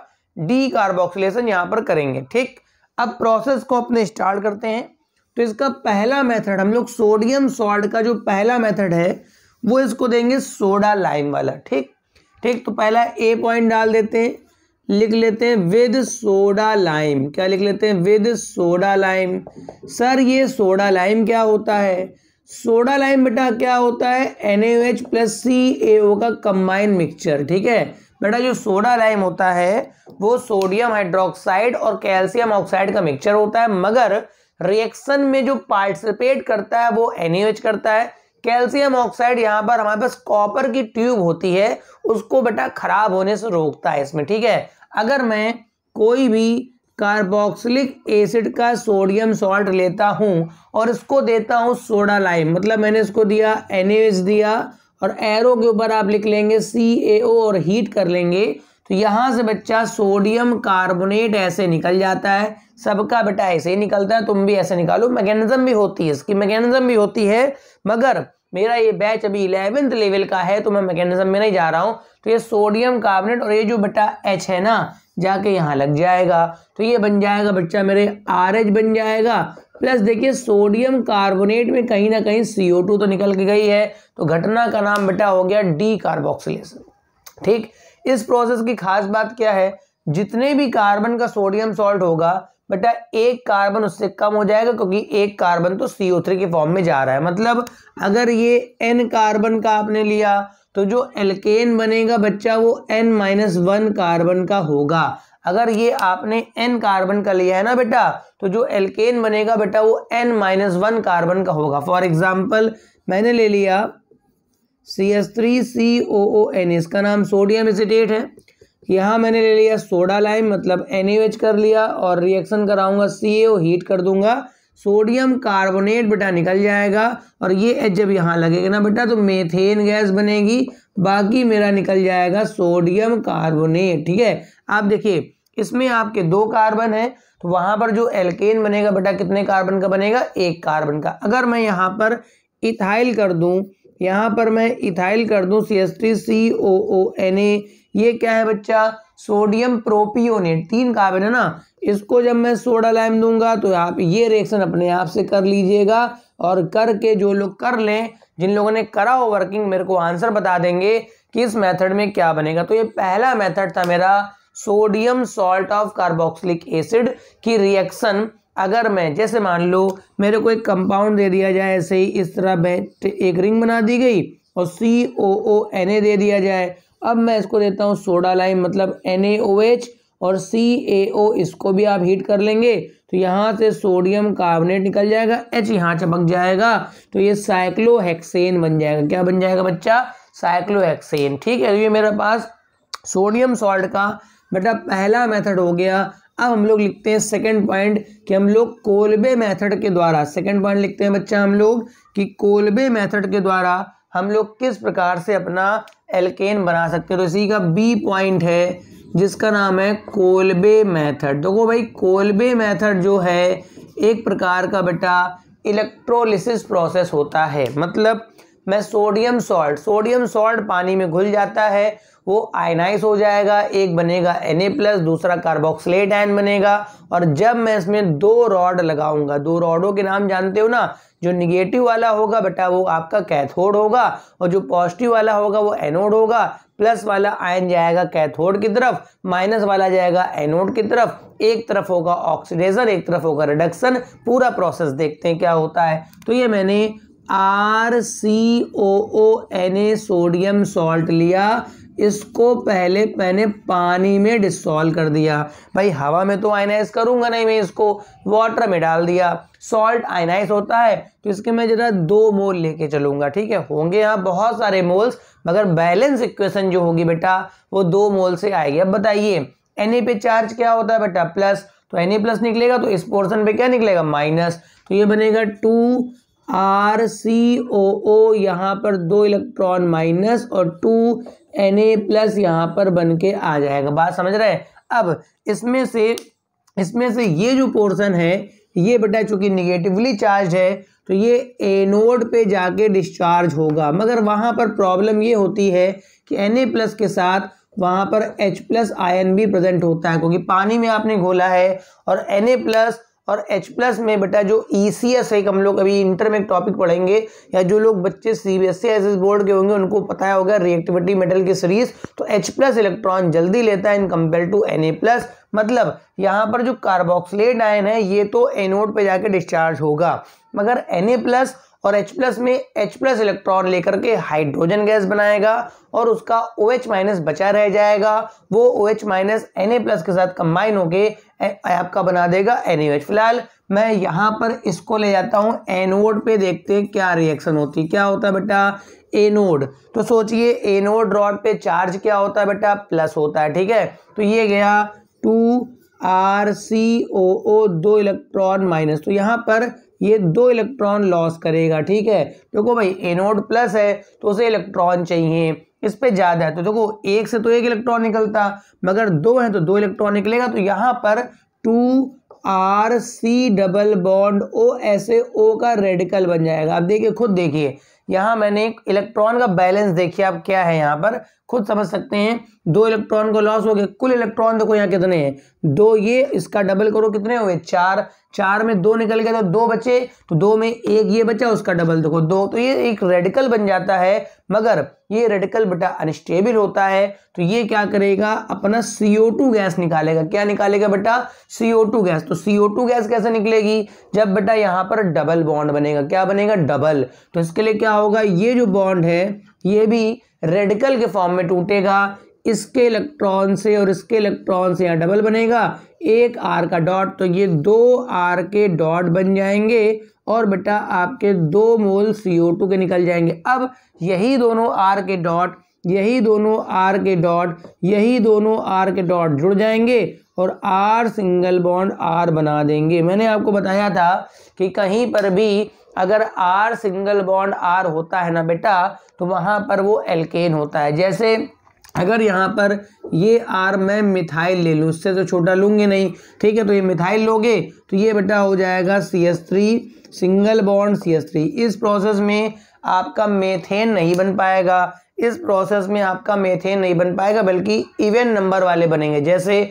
अगर मैं यहाँ एथिल करूंगा तो वो 2 एथिल डबल हो जाएंगे। मैं उसकी वर्किंग नहीं बता रहा हूं क्योंकि मेरा हाइड्रोकार्बन इस तरह से यहाँ पर तैयार हो गया है। इसका नाम बेटा एथेन है। क्या है बेटा, एथेन। यहाँ पे बात करें तो जितने कार्बन का ये होगा उतने कार्बन का लगभग बन रहा है, क्योंकि यहाँ पर एक कार्बन हटा है तो वो डबल भी हो गया है, ठीक है। तो ये मेरे पास एल्केन बनाने का प्रोसेस था। मैं अगर R को मेथिल लूंगा तो यहाँ पर मेरे पास एथेन गैस बन के आ जाएगी। तो ये मेरे पास सेकंड मेथड था कार्बोक्सिलिक एसिड के सोडियम सॉल्ट से।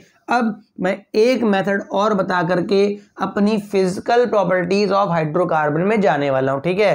मेरे पास नेक्स्ट पॉइंट आप डाल दीजिए, फ्रॉम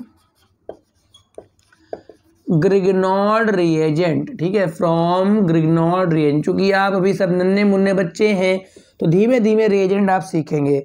सर ये ग्रिग्नॉर्ड रिएजेंट क्या होता है, तो बेटा ग्रिग्नॉर्ड अभी आगे बहुत इस्तेमाल होने वाला है। इसका फॉर्मूला होता है RMgX, मतलब एल्किल ले लीजिए, मैग्नीशियम की वैलेंसी 2 होती है तो उसको बीच में लगा लीजिए और बगल में एक हैलोजन। अच्छा, मैग्नीशियम पे बेटा आउटर मोस्ट शेल में इलेक्ट्रॉन कितने होते हैं? 2 होते हैं, तो ये 2 इलेक्ट्रॉन लॉस करेगा, तो यहाँ पर Mg पर डबल प्लस होता है। ठीक है, आपने ऑक्सीडेशन नंबर कॉन्सेप्ट पढ़ा ही होगा थोड़ा बहुत। हैलोजन पे बेटा क्या होता है? -1। सबका चार्ज आपको पता है 0 होना चाहिए, तो इस R पे भी क्या होगा बेटा? -1। मतलब जो ग्रिग्नॉर्ड रिएजेंट होता है उसका जो R होता है वो एक प्रकार का बेस भी है। बेस क्या होते हैं बेटा? जो कहीं से प्रोटॉन को ले लेते हैं उनको हम क्या बोलते हैं बेटा? बेस बोलते हैं। तो अगर मैं ग्रिग्नॉर्ड रिएजेंट को किसी ऐसे कंपाउंड में डाल दूं जिसमें एसिडिक हाइड्रोजन हो, ठीक है, एसिडिक H का मतलब हो गया जो हाइड्रोजन जिस पर H पर प्लस आ रहा हो उसे मैं बोलता हूं एसिडिक हाइड्रोजन। तो ग्रिग्नॉल लेकर के अगर आप किसी भी ऐसे कंपाउंड में डालेंगे जिसमें एसिडिक हाइड्रोजन होगा तो ये बेटा एल्केन बनाएगा। जैसे मैंने पानी ले लिया, ये मेरे पास पानी है और ये मैं ले रहा हूँ RMgX, ठीक है, यहाँ पर R का चार्ज मैंने क्या बताया? माइनस। अच्छा, OH में इलेक्ट्रॉन बेटा कौन खींचता है? ऑक्सीजन इलेक्ट्रॉन खींचता है, क्योंकि ऑक्सीजन की बेटा इलेक्ट्रोनिगेटिविटी ज़्यादा होती है हाइड्रोजन से, तो यहाँ पर निगेटिव आ जाएगा, यहाँ पर क्या? पॉजिटिव। तो ये प्लस यहाँ से उठा लेगा, फाइनली मेरे पास RH तैयार हो जाएगा। क्या तैयार हो जाएगा? RH। अगर R को मैं मेथिल ले लूँगा तो मेरा मेथेन तैयार हो जाएगा। अगर मैं R को एथिल ले लूँगा तो बेटा एथेन। इसके बदले मैं एल्कोहल भी ले सकता हूँ, ROH। किसी भी कंपाउंड में अगर बच्चा एसिडिक H आने वाला है तो यहाँ पर भी क्या फ़र्क पड़ेगा? एक OH तो है ही है ना, तो ये H निकाल लेगा, फाइनली यहाँ पर क्या बन जाएगा? RH। मैंने कहा अगर मैं R को मेथिल ले लूँगा तो ये मेथिल और H जुड़ के मेरा मेथेन बन जाएगा।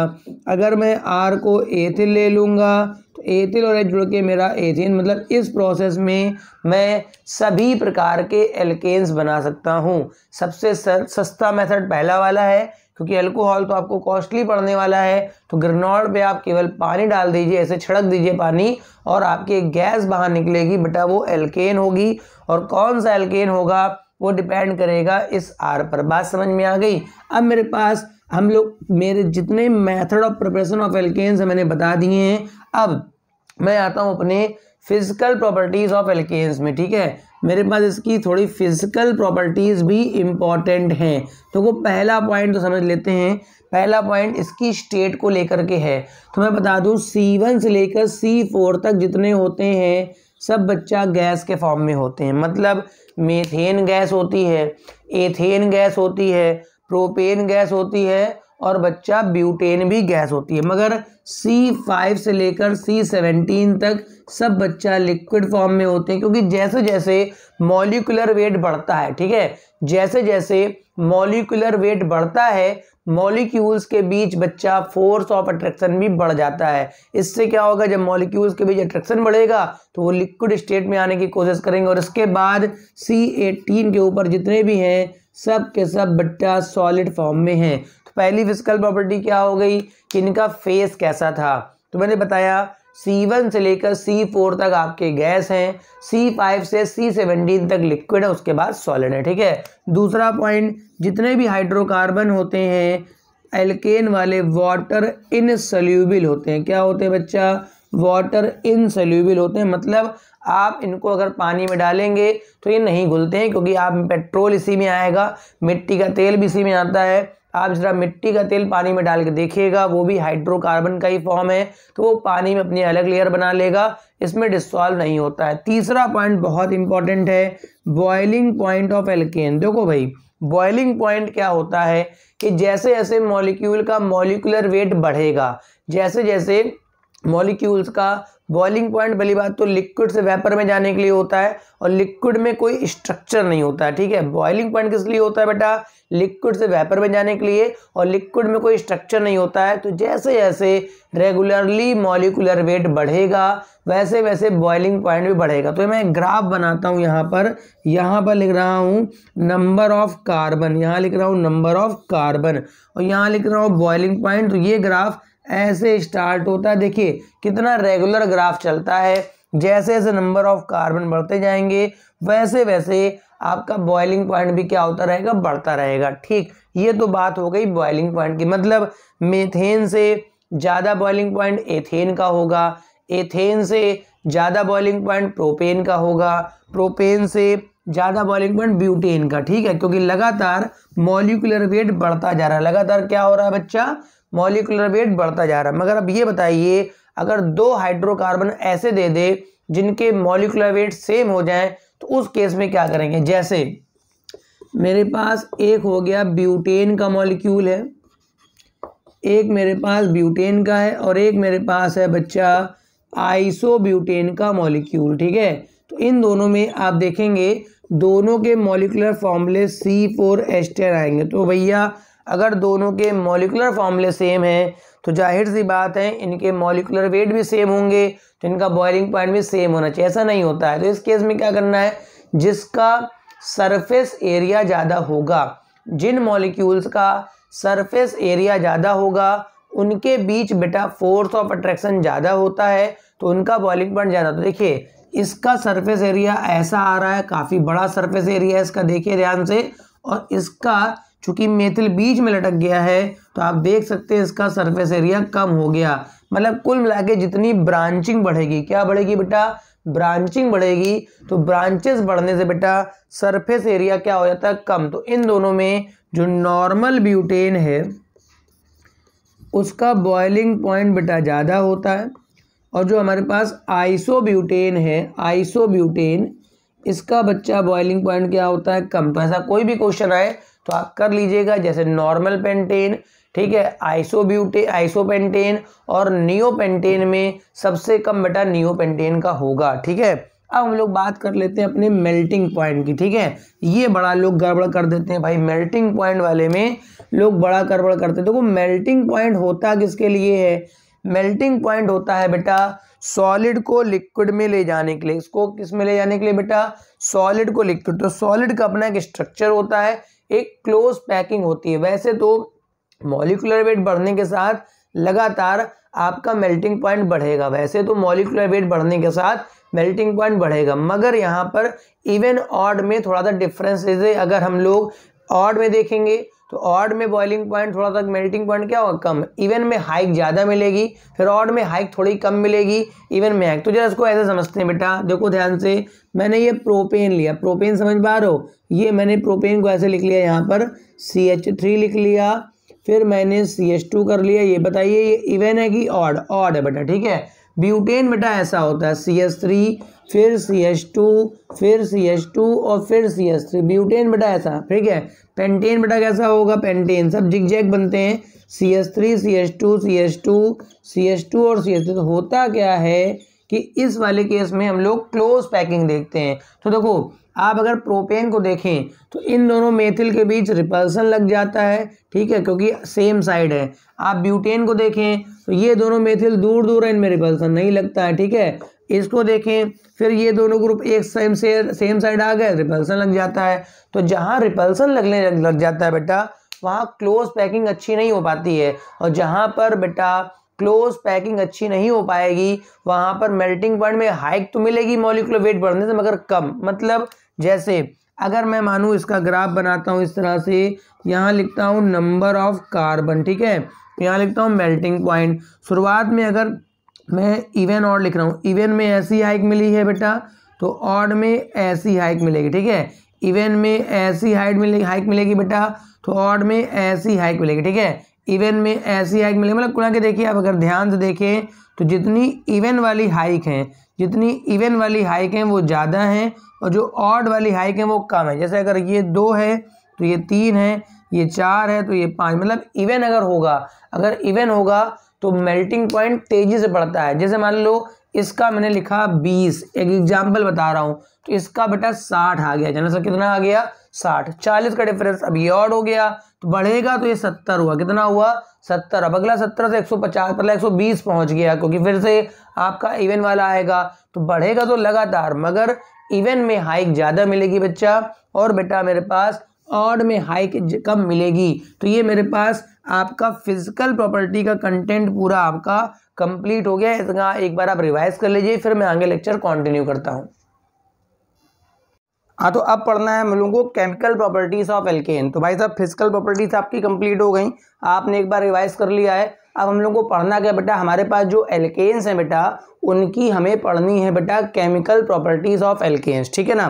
तो सभी बच्चे हेडिंग डाल दीजिए, केमिकल प्रॉपर्टीज, हेडिंग पड़ेगी केमिकल प्रॉपर्टीज ऑफ एल्केन्स, ठीक है। हम लोगों को पढ़ना क्या है बेटा, एल्केन्स की केमिकल प्रॉपर्टीज पढ़नी है। तो ठीक, तो मैं एक बात बता दूं, मेरे पास जितने भी एल्केन्स हैं, जितने भी मेरे पास एल्केन्स हैं बेटा, वो दो कंडीशंस में रिएक्शन देते हैं, या तो हाई टेम्परेचर पे देंगे या बच्चा इन प्रेजेंस ऑफ सनलाइट देंगे। मतलब मेरे पास जितने भी एल्केन्स हैं वो दो ही कंडीशन पे रिएक्शन करते हैं, या तो टेम्परेचर बहुत हाई हो या फिर सनलाइट हो, या कभी कभी कोई रिएक्शन कैटलिस्ट की प्रेजेंस में भी आपकी हो जाती है, ठीक है ना। अब यहाँ पर है क्या मेरे पास, क्यों ऐसा होता है, क्योंकि मेरे पास एल्केन्स को मैं बोलता हूँ पैराफिन्स। क्या बोलता हूँ बच्चा, पैराफिन्स। पैराफिन्स का मतलब होता है भाई सीधी सी बात है, जिसकी रिएक्टिविटी काफी लो होगी, ठीक है। कारण क्या था, क्योंकि इसमें बेटा केवल कौन से बॉन्ड पाए जाते हैं, सिग्मा बॉन्ड, ठीक। अब भाई केवल सिग्मा बॉन्ड पाए जाएंगे तो उनको तोड़ने में काफी ज्यादा क्या खर्च होगी, एनर्जी। तो मेरे पास जो एल्केन्स की जो पहली प्रॉपर्टी है जो बहुत इंपॉर्टेंट है उसका नाम है हैलोजिनेशन। क्या नाम है बच्चा, हैलोजिनेशन नाम है, ठीक है। ये क्या होता है, अगर मैं किसी भी एल्केन की रिएक्शन, ठीक है, अगर मैं किसी भी एल्केन की रिएक्शन अगर मैं हेलोजन के साथ कराता हूं इन प्रेजेंस ऑफ लाइट, ठीक है, तो वहां पर उसका हाइड्रोजन हट करके वहां पर हेलोजन का एटम लग जाएगा, ठीक है। और ये जितनी रिएक्शनें होती हैं जो लाइट की प्रेजेंस में होती हैं, इसमें बेटा जो इंटरमीडिएट बनता है ना बेटा, वो आपका फ्री रेडिकल बनता है। क्या बनता है बेटा, फ्री रेडिकल। मतलब यहाँ पर कार्बोकैटायन नहीं मिलेगा, यहाँ पर आपको कार्ब एनाइन नहीं मिलेगा, यहाँ पर आपको जो भी इंटरमीडिएट देखने के लिए मिलेगा बेटा वो आपका होगा फ्री रेडिकल। फॉर एग्जांपल मैंने मेथेन ले लिया, मेथेन की रिएक्शन क्लोरीन से करा दी इन प्रेजेंस ऑफ सनलाइट, ठीक है। फाइनली क्या होगा कि देखो जो आपके सैचुरेटेड हाइड्रोकार्बन्स होते हैं उसमें बेटा केवल सब्स्टिट्यूशन ही हो सकता है, क्योंकि कार्बन की वैलेंसी ऑलरेडी 4 पूरी है, तो कुछ भी जाके जुड़ तो वहां सकता नहीं है। तो यहाँ पर चुपचाप एक H हट लेगा और Cl को आने देगा। तो यहाँ पर फाइनली पहले मेरे पास बनेगा बच्चा CH3Cl और साथ में क्या हो जाएगा HCl। मतलब मेरे पास अगर आप क्लोरीन लेते हैं तो बन जाएगा मिथाइल क्लोराइड, ठीक है। अगर आप ब्रोमीन लेते हैं तो बच्चा आपका बन जाएगा मिथाइल ब्रोमाइड, ठीक। अब इस रिएक्शन को यहीं रोकना है कि मेरे को आगे ले जाना है, वो डिसाइड करेगा क्लोरीन का कंसंट्रेशन। अगर मैं क्लोरीन को एक्सेस में लेता हूं, ठीक है, अगर मैं क्लोरीन ज़्यादा लेता हूं तो ये रिएक्शन फर्दर होगी और फर्दर होने के बाद मेरे पास बन जाएगा CH2Cl2, ठीक है। यहाँ पर फिर से एक मॉलिक्यूल किसका निकल जाएगा, HCl का। तो ये जो मॉलिक्यूल बन गया इसका नाम होता है डाइक्लोरोमेथेन। भाई ये मेथेन था, 2 Cl चिपक गए तो डाइक्लोरोमेथेन। फाइनली अगर मैं इसको कराता चला जाऊं तो इसके बाद बनेगा मेरे पास क्लोरोफॉर्म बनेगा और सबसे लास्ट में मेरा CCl4 बन के आ जाएगा, जो कि पायरीन के नाम से फेमस है और फायर एक्सटिंग्विशर भी होता है CCl4, आग बुझाने वाला, ठीक है। तो यहाँ पर अगर आप मेथेन एक्सेस में लेते हैं, अगर आप इस रिएक्शन में मेथेन एक्सेस में लेते हैं तो यहाँ पर आपका जो होगा वो पहला ही कंपाउंड बन के रह जाएगा CH3Cl, ठीक है। मगर अगर आपने क्लोरीन एक्सेस में ले ली तो फाइनली आपका बनेगा CCl4। अच्छा, इसी रिएक्शन को अगर मैं ब्रोमीन के साथ कराता हूँ CH प्लस ब्रोमीन, तो बिल्कुल इसी पैटर्न से बन जाएगा आपका CH3Br और साथ में आपका बन जाएगा बच्चा HBr, ठीक है। यहाँ तक तो गलीमत है, कोई दिक्कत नहीं है। मगर आयोडीन वाले साथ एक समस्या आएगी, बताऊंगा। जैसे अगर आपने मेथेन लेकर के आयोडीन लेकर के इसको लाइट वगैरह दी, हीट करा, तो यहाँ पर मेथिल आयोडाइड तो बनेगा मगर बच्चा साथ में HI भी बन जाएगा। क्या बन जाएगा, HI, जैसे बाकी सब में बन रहा था। अब HCl, HBr और HI में देखो, HI में एक समस्या है कि जो हाइड्रोजन आयोडाइड होता है ये एक स्ट्रॉन्गेस्ट रिड्यूसिंग एजेंट होता है। मतलब ये बहुत तेजी से हाइड्रोजन को देता है। तो ये कहेगा भैया मैं H दूंगा बहुत जल्दी, तो तुम्हें लेना पड़ेगा और मेरा आयोडीन तुम्हें देना पड़ेगा, ठीक है। तो ये रिएक्शन बेटा रिवर्सिबल हो जाती है और रिवर्सिबल होने की वजह से इस वाले प्रोडक्ट की बेटा यील्ड काफ़ी कम आ जाती है। भाई सीधी सी बात है, अगर रिएक्शन केवल फॉरवर्ड हो रही हो तो केवल प्रोडक्ट बनता है, मगर बच्चा जब बैकवर्ड भी होने लगेगी तो प्रोडक्ट की जो यील्ड होती है ना बेटा वो क्या हो जाएगी, कम हो जाएगी। तो जाहिर सी बात है कि इसमें यील्ड कम हो जाएगी। तो हमें इस रिड्यूसिंग एजेंट को अगर मैं हटा लेता हूँ, ठीक है, तो ये रिड्यूसिंग एजेंट है, तो मैं यहाँ पर थोड़ी मात्रा में HiO3 ठीक है, HiO3 मिला दूंगा। ये जो HiO3 है ये आयोडिक एसिड होता है, ठीक है, ये बच्चा होता है ऑक्सीडाइजिंग एजेंट। क्या होता है बेटा? Oxidizing agent. तो ये ऑक्सीडाइजिंग एजेंट, ये भाई साहब कौन है? Reducing agent. ये आपस में ही निपट लेंगे, तो कुल मिला के इनकी रिएक्शन के बाद HI खत्म हो जाएगा और मेरा मेथिल आयोडाइड अधिक से अधिक मात्रा में बनेगा। इसको आप बना लीजिए। ये मेरे पास पहला था मेथेन का क्लोरीनेशन, या मैं बोल सकता हूँ हेलोजनेशन। अच्छा, अगर मैं एथेन लेके चलता हूँ, ठीक है, अगर मैं एथेन लेके चलता हूँ तो देखते वहां पर मेरा क्लोरीनेशन किस प्रकार से होता है। जैसे मैंने लिखा CH3 सिंगल बॉन्ड CH3, इसको मैंने क्लोरीन दे दिया इन प्रेजेंस ऑफ लाइट। अब एक बात का ध्यान रखिएगा, आपके कंपाउंड में जितने प्रकार के हाइड्रोजन होंगे, बात सुनिए ध्यान से, आपके कंपाउंड में जितने प्रकार के हाइड्रोजन होंगे उतनी जगह पे Cl लगेगा, बस कोई ज़्यादा कोई कम बनेगा, ठीक है। जैसे यहाँ पर देखिए इस CH3 का नेचर भी 1 डिग्री का है, इस CH3 का नेचर भी 1 डिग्री का है, कहीं लगा दो कोई फर्क नहीं पड़ेगा। तो मेरे पास एक ही कंपाउंड बनेगा बच्चा, CH3 CH2 और Cl। इसका नाम क्या होगा? Ethyl chloride. आप इधर लगा देंगे तब भी वही नाम पड़ेगा। मगर अगर मैं प्रोपेन लेके चलता हूँ, मैंने ले लिया CH3, इसके बाद लिया CH2 CH3, अगर मैं यहाँ पर प्रोपेन लेके चलता हूँ और इसका कराता हूँ क्लोरीनेशन, तो आप देख सकते हैं किनारे वाले दोनों C बेटा 1 डिग्री के हैं और बीच वाला जो है वो 2 डिग्री का है, ठीक है। तो जब यहाँ लगाओगे तो Cl लगेगा तो बनेगा 1 क्लोरोप्रोपेन, और जब यहाँ लगेगा तो उसका नाम क्या होगा? 2 क्लोरोप्रोपेन। तो बनेंगे दोनों बेटा, तो ये हो जाएगा CH3 CH2 CH2 Cl। ये मैंने किनारे लगाया, ठीक है, ये मैंने लगाया प्राइमरी कार्बन पे, ठीक। अगर मैं लगाऊंगा बीच वाले कार्बन पे, मतलब सेकेंडरी कार्बन पे लगा दूंगा, तो ये हो जाएगा बच्चा 2 क्लोरोप्रोपेन। फिलहाल ये जो 2 वाला है ये मेजर बनेगा क्योंकि यहाँ ज़्यादा डिग्री का रेडिकल बनेगा, और ये जो 1 क्लोरो वाला है ये कम बनेगा, ठीक है। तो ये मेरा कंप्लीट होता है अपना 11th लेवल के हिसाब से आपका हेलोजनेशन, ठीक है। अब हम लोग बात कर लेते हैं अपने नाइट्रेशन और सल्फोनेशन वगैरह की, ठीक है। तो सेकंड स्टेप पे आप डाल देंगे हेडिंग नाइट्रेशन ऑफ एल्केन। क्या डाल देंगे? नाइट्रेशन। देखो भाई नाइट्रेशन जो है, नाइट्रेशन किसी भी कंपाउंड का बच्चा अगर आपको नाइट्रेशन कराना है, ठीक है, किसी भी कंपाउंड का अगर आप बच्चा नाइट्रेशन कराएंगे तो आपको हमेशा देना पड़ता है कंसंट्रेटेड HNO3 और देना पड़ता है बच्चा कंसंट्रेटेड H2SO4। तो वहाँ पर क्या होता है कि हाइड्रोजन हट करके वहाँ पर आपका नाइट्रो ग्रुप लॉन्च हो जाएगा, ठीक है। मगर यहाँ पर एल्केन्स चूंकि हाईली इनर्ट होते हैं तो नाइट्रेशन कराने के लिए आपको हमेशा लगता है high temperature and high pressure. जैसे मैंने अगर मेथेन का नाइट्रेशन कराया तो मेथेन को मैं दूंगा कंसंट्रेटेड HNO3 दूंगा, और बच्चा मैं दूंगा कंसंट्रेटेड H2SO4। टेम्परेचर मेरे को लगभग 400 डिग्री सेल्सियस रखना पड़ता है, तब जाके इसका बेटा H हटके यहाँ पर NO2 लगेगा और मॉलिक्यूल बनेगा नाइट्रोमेथेन, ठीक है। अच्छा, इसमें हमारे पास एक ही प्रकार का बॉन्ड है CH बॉन्ड, एक ही प्रकार का बॉन्ड है CH बॉन्ड, तो ये मेरे पास नाइट्रोमेथेन बन जाएगा। मगर अगर मैं एथेन का कराता हूँ, देखिए ध्यान से, ये मैंने एथेन लिख लिया, एथेन का अगर मैं नाइट्रेशन कराता हूँ यही कंडीशन मैं दूंगा, ठीक है, तो होगा क्या? इतने हाई टेम्परेचर पर, ठीक। अच्छा, ये कंपाउंड कैसे बना है बच्चा? CH बॉन्ड टूटा होगा और ये लगा होगा। यहाँ बच्चा 2 प्रकार के बॉन्ड हैं, एक CH बॉन्ड है, एक बटा CC बॉन्ड भी है। तो जब मैं इस हाई टेम्परेचर पे नाइट्रेशन कराऊंगा ना तो दोनों बॉन्ड के टूटने की पॉसिबिलिटी होती है। जब यहाँ पे CH बॉन्ड टूटेगा तो मेरे पास कंपाउंड बनेगा CH3 CH2 NO2 nitro ethane. मगर जिस समय ये 20 से ब्रेक होगा तो यहाँ पे NO2 लगेगा, तो ये मेरे पास बन जाएगा CH3 NO2। मतलब यहाँ पर जो मिक्सचर बना है वो बेटा नाइट्रोएथेन प्लस नाइट्रोमेथेन का मेरे को मिक्सचर बन गया। क्या बन गया बेटा?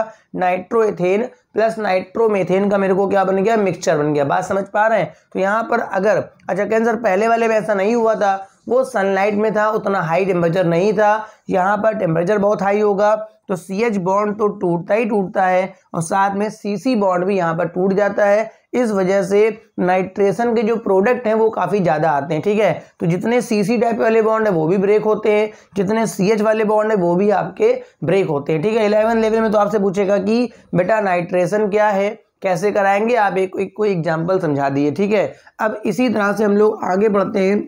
नेक्स्ट रिएक्शन मेरे पास है कंबसन ऑफ एल्केन, ठीक है। नंबर थर्ड पॉइंट पे आप डाल दीजिए, थर्ड नंबर पे आपका है बच्चा कंबसन ऑफ एल्केन। देखो भाई, अगर मैं किसी भी एल्केन को इन प्रेजेंस ऑफ क्या, आप इसको जला दें, एयर की प्रेजेंस में आप अगर जला देंगे, उसका दहन कर देंगे, तो बेटा उस घटना को मैं बोलता हूं कंबसन, ठीक है।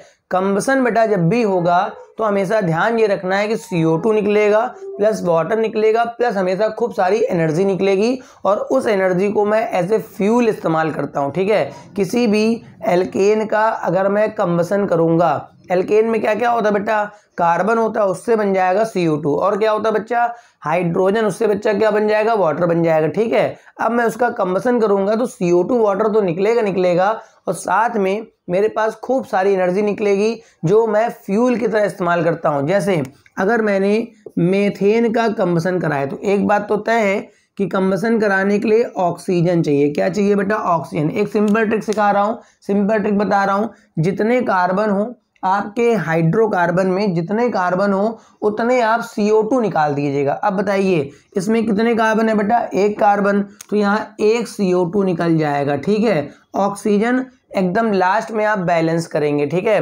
जितने H होंगे उसके आप आधे वाटर निकाल दीजिएगा। H कितने हैं, 4, तो आधे वाटर हो गए 2 वाटर निकल गए। अब इधर O काउंट कर लो, जितने O इधर आ रहे हो इतने O इधर चिपका देना।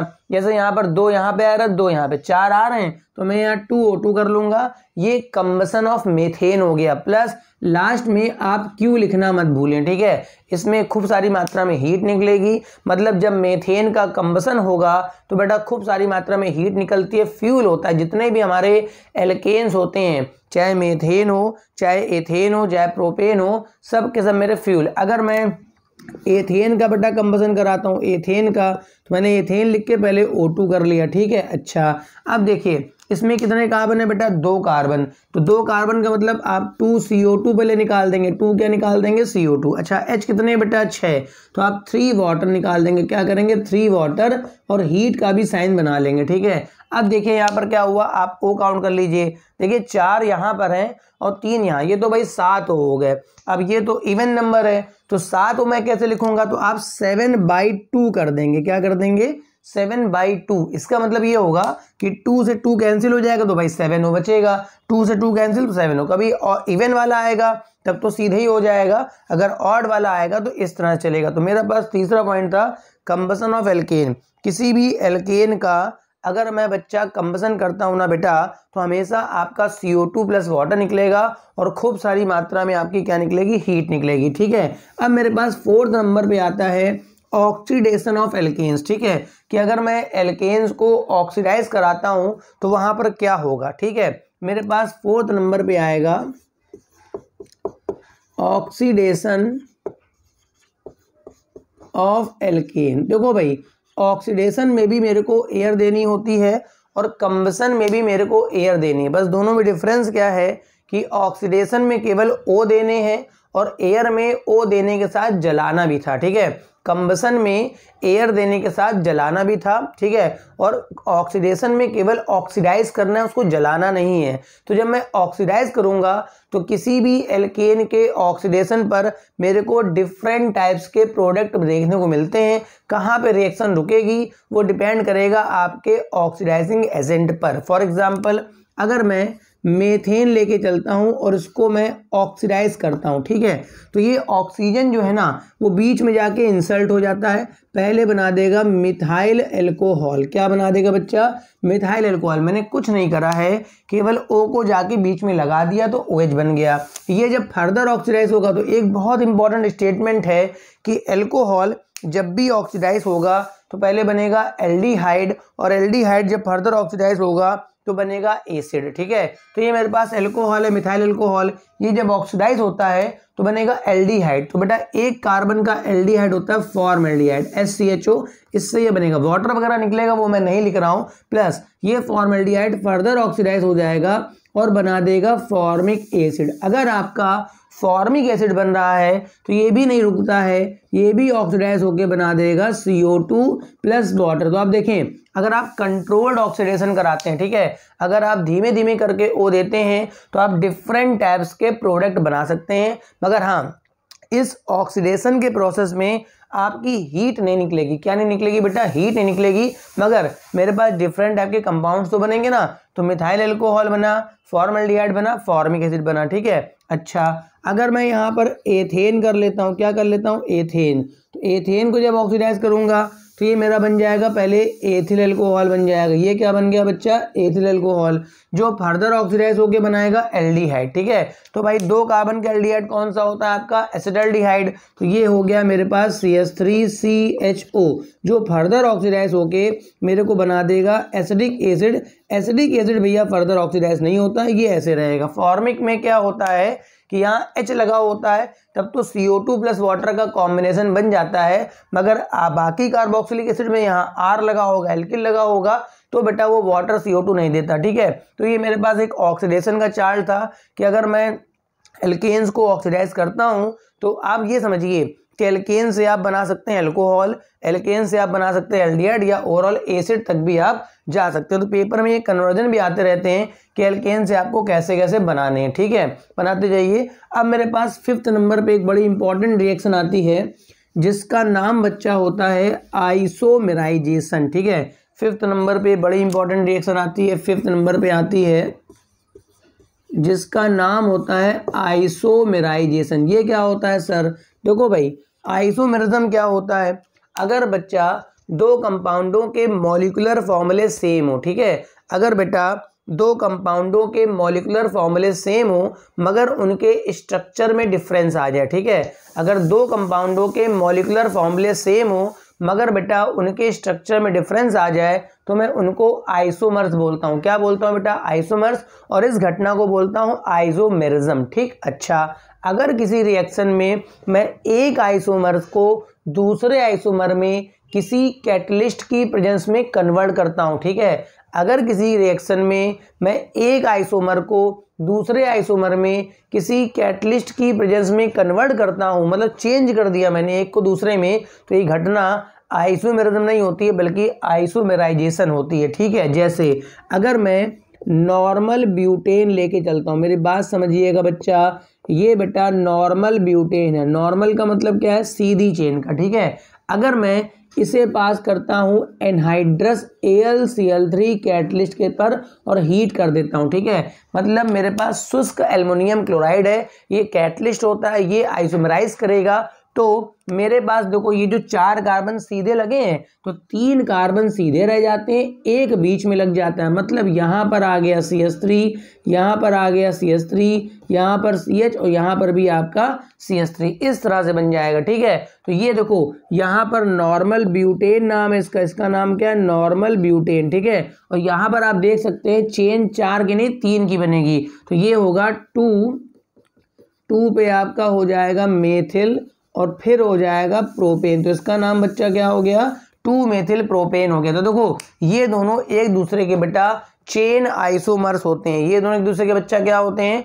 चेन आइसोमर्स होते हैं। तो देखो मैंने एक चेन आइसोमर को AlCl3 पे पास करके दूसरे चेन आइसोमर्स में कन्वर्ट कर दिया है, तो इस घटना का नाम बेटा क्या होता है? आइसोमेराइजेशन। हाँ, ये दोनों एक दूसरे के आइसोमर्स हैं, इसको मैं बोलूँगा आइसोमेरिज्म, मगर जब इनको मैं एक दूसरे में कन्वर्ट कर रहा हूँ तो उसका नाम क्या होगा? आइसोमेराइजेशन, ठीक है। अब यहाँ पर मेरे पास एक वर्ड आता है 6वें नंबर पे जिसको मैं बोलता हूँ क्रैकिंग बोलता हूँ। क्या बोलता हूँ बेटा? क्रैकिंग। 6 नंबर पे मेरे पास एक वर्ड आता है CRACKING, ठीक है। तो क्रैकिंग का मतलब क्या है? अगर मैं किसी भी हाइड्रोकार्बन को, क्रैक का मतलब क्या होता है बेटा?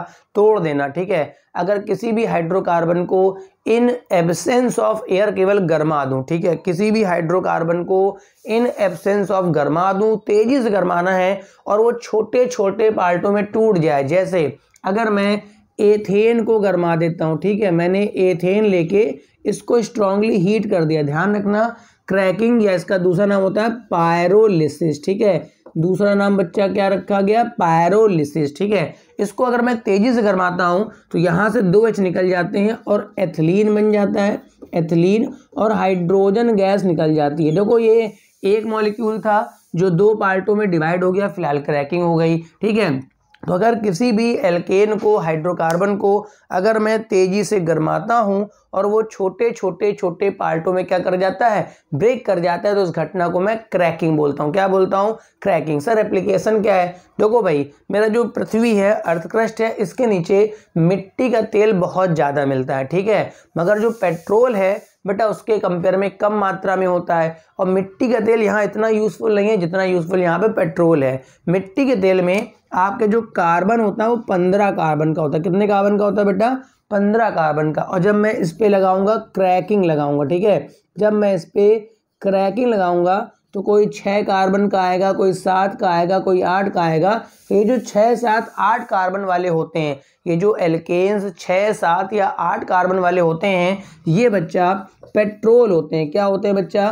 पेट्रोल। मगर ये जो 15 कार्बन वाला होता है ये मिट्टी का तेल। मैंने बताया कि क्रैकिंग में मॉलिक्यूल टूट फूट जाता है, केवल आपको हीट करना पड़ता है। केवल आपको क्या करना पड़ता है बेटा? हीट करना पड़ता है। मैंने एक एग्जाम्पल भी लिख दिया कि अगर आप एथेन की क्रैकिंग कराएंगे तो एथिलीन प्लस हाइड्रोजन निकल जाता है। इसी तरह अगर मैं 15 कार्बन वाले का कराऊंगा तो इसको तो आप ऐसे भी लिख सकते हैं अपने एग्जाम में कि 15 वाले को गर्म करा तो कोई 6 का बनना है, कोई गिन के नहीं बनना है कितने का बनना है, हाँ कोई 6 का बन सका, कोई 7 का बन गया, कभी 8 का बन गया, एक अनसर्टेन प्रोसेस। मगर हाँ 15 से छोटा ही तो बनेगा, तो चाहे 6 का बने, चाहे 7 का बने, चाहे 8 का बने, ये सारे के सारे मेरे क्या होते हैं? पेट्रोल। तो एक बड़ा इंपॉर्टेंट एप्लीकेशन है क्रैकिंग या पायरोलिसिस का। केरोसिन ऑयल को पेट्रोल में कन्वर्ट करने के काम में आता है, ठीक है ना। अब मेरे पास लास्ट हेडिंग बची है आपकी, जो है जिसका नाम है एरोमेटाइजेशन। लास्ट हेडिंग है बेटा, ये आपका नंबर देख लीजिए, शायद 7 नंबर है। इसका नाम है एरोमेटाइजेशन। इसका नाम है एरोमेटाइजेशन। ये क्या होता है? अगर मैं अपने किसी एल्केन से बेटा aromatic compound just like benzene बना लूं या फिर टॉलुइन बना लूं, ठीक है, तो इस घटना का नाम होता है एरोमेटाइजेशन। क्योंकि एल्केन्स तो एरोमेटिक होते नहीं है, मगर जो बेंजीन या टॉलुइन बनाना है बच्चा, वो मेरा कैसा होता है? एरोमेटिक। तो इसके लिए अगर आपको बेंजीन बनानी है तो कम से कम 6 कार्बन का एल्केन तो लेना ही पड़ेगा। तो मैंने यहाँ पर लिया नॉर्मल हेक्सेन। देखो ये मैंने 6 कार्बन का ले लिया, 1 कार्बन, 2 कार्बन, 3 कार्बन, 4 कार्बन, 5 और 6, ये नॉर्मल हेक्सेन है। नॉर्मल हेक्सेन अपने आप कन्वर्ट नहीं होगा, इसको Cr2O3-Al2O3 एल्युमिनियम कैटलिस्ट के साथ हीट करना पड़ता है। मतलब क्रोमियम ट्राईऑक्साइड और एल्युमिनियम ट्राईऑक्साइड के साथ मिलाकर के हीट करोगे तो भैया जगह जगह से H निकल जाता है। क्या निकल जाता है? H। जैसे यहाँ से मैंने एक H लिया और यहाँ से एक H, तो ये एक H2 गैस निकल गई, तो इनके बीच बॉन्ड बन जाएगा। तो पहले साइक्लोहेक्सेन बन जाएगा। क्या बन जाएगा? साइक्लोहेक्सेन। क्या कहा मैंने? यहाँ से एक H निकाला, यहाँ से, तो साइक्लोहेक्सेन बन गया। फिर इन सब से भी एक एक H निकलेगा बारी बारी से, ठीक है। सब में 2-2 H लगे हैं बेटा, हर कार्बन की वैलेंसी 2 है, ठीक है, यहाँ पे 2 पूरी है, अगल बगल 2-2 H होंगे। फिर से मैं इसको हीट करता रहूँगा, तो यहाँ से हटा तो यहाँ डबल आ गया, यहाँ से हटा तो यहाँ डबल, यहाँ से हटा, फाइनली आपका जो कंपाउंड बन के आ जाएगा वो बेंजीन, और सब जगह पे एक एक H जरूर होगा।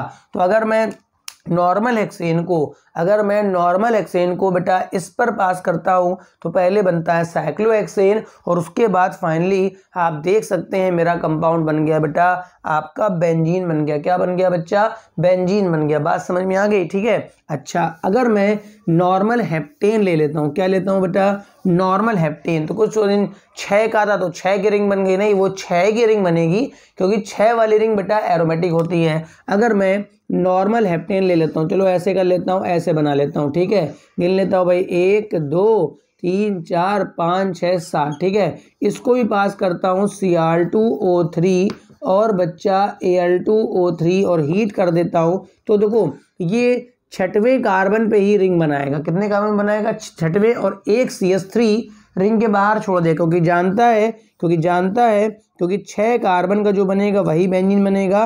तो यहाँ एक जब CH3 बार छूटेगा तो ये बच्चा क्या बन जाएगा, टॉलुइन बन जाएगा। क्या बन जाएगा, टॉलुइन। तो ये मेरे पास था बेटा एरोमेटाइजेशन।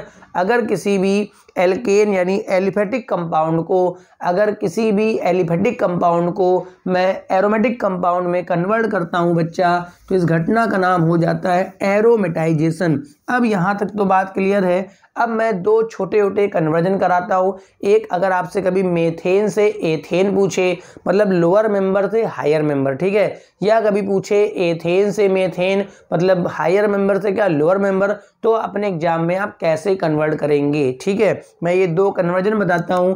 पहला कन्वर्जन मेरे पास है, मेथेन से बनाना है एथेन। अगर इसको आप ध्यान से देखें तो ये बेटा लोअर मेंबर से हायर मेंबर का कन्वर्जन है, ठीक है बेटा। इसके लिए हमें आप ध्यान करिए, अभी कुछ देर पहले आपको पढ़ाया गया था वोल्ट्स रिएक्शन। क्या पढ़ाया गया था, वोल्ट्स। और वोल्ट्स में मैंने कहा था चेन डबल होती है, मगर जो वोल्ट्स होती है वो मेथेन पे नहीं लगती है, एल्किल हैलाइड पे लगती है। तो पहले मैं क्या करूंगा, मेथेन की रिएक्शन बच्चा क्लोरीन से कराऊंगा इन प्रेजेंस ऑफ लाइट। ये तो बताया अभी 10 मिनट पहले, ठीक है। तो यहाँ पर क्या होगा, CH3Cl बन जाएगा और माइनस का HCl मैंने यहाँ लिख लिया, ठीक है। अब बताओ, ये मेरा बन गया मेथिल क्लोराइड। बेटा ये वही कंपाउंड है जिसपे हम लोग वोल्ट्स लगा पाते हैं। ये बेटा वही कंपाउंड है जिसपे हम लोग वोल्ट्स लगा पाते हैं, ठीक है। तो इस पे बेटा वोल्ट्स लगा दीजिए। तो CH3Cl लिया, सोडियम के साथ रिएक्शन कराते हैं, ClCH3, और कहा था सोडियम ले रहे हैं तो आपको ड्राई ईथर भी रखना पड़ेगा उसको सही साट रखने के लिए। तो 2NaCl बच्चा यहाँ से निकल जाएगा। और दोनों मेथिल जब जुड़ेंगे बच्चा, दोनों मेथिल जब जुड़ जाएंगे तो आप देख सकते हैं यहाँ पर आपका एथेन तैयार हो जाएगा, ठीक है। तो ये इस तरह के क्वेश्चन जिसमें चेन लेंथनिंग करनी हो, जिसमें चेन लेंथनिंग करनी हो, मोस्टली आपका वोल्ट्स रिएक्शन लग जाता है। दूसरा मेरे पास है, अगर आपको एथेन से मेथेन बनाना, ये थोड़ा सा बड़ा प्रोसेस है, मगर इसके अंदर कई सारे कन्वर्जन आ जाएंगे। मैंने क्या करा, एथेन को पहले ऑक्सीडाइज कराया, कंट्रोल्ड ऑक्सीडेशन, ठीक है। तो आपको बताया था मैंने, अभी कराया भी था मैंने, कि अगर ऑक्सीडाइज करोगे तो अल्कोहल बनेगा। तो ये बन जाता है मेरे पास इथाइल अल्कोहल C2H5। कुछ नहीं हुआ था, केवल O जाके लग गया था, ठीक। एथिल अल्कोहल, इसको जब मैं ऑक्सीडाइज करूंगा तो ये बनेगा एल्डिहाइड बनेगा। क्या बनेगा बच्चा, एल्डिहाइड। तो ये हो जाएगा CH3CHO। क्या बन गया बच्चा, एल्डिहाइड। एल्डिहाइड को मैं फर्दर ऑक्सीडाइज करूंगा तो ये बन जाएगा एसिटिक एसिड। क्या बन जाएगा बच्चा, एसिडिक एसिड। बात समझ रहे हैं। अच्छा, एक आप लोगों ने मेथेन बनाने का मेथड पढ़ा था, सोडियम एसीटेट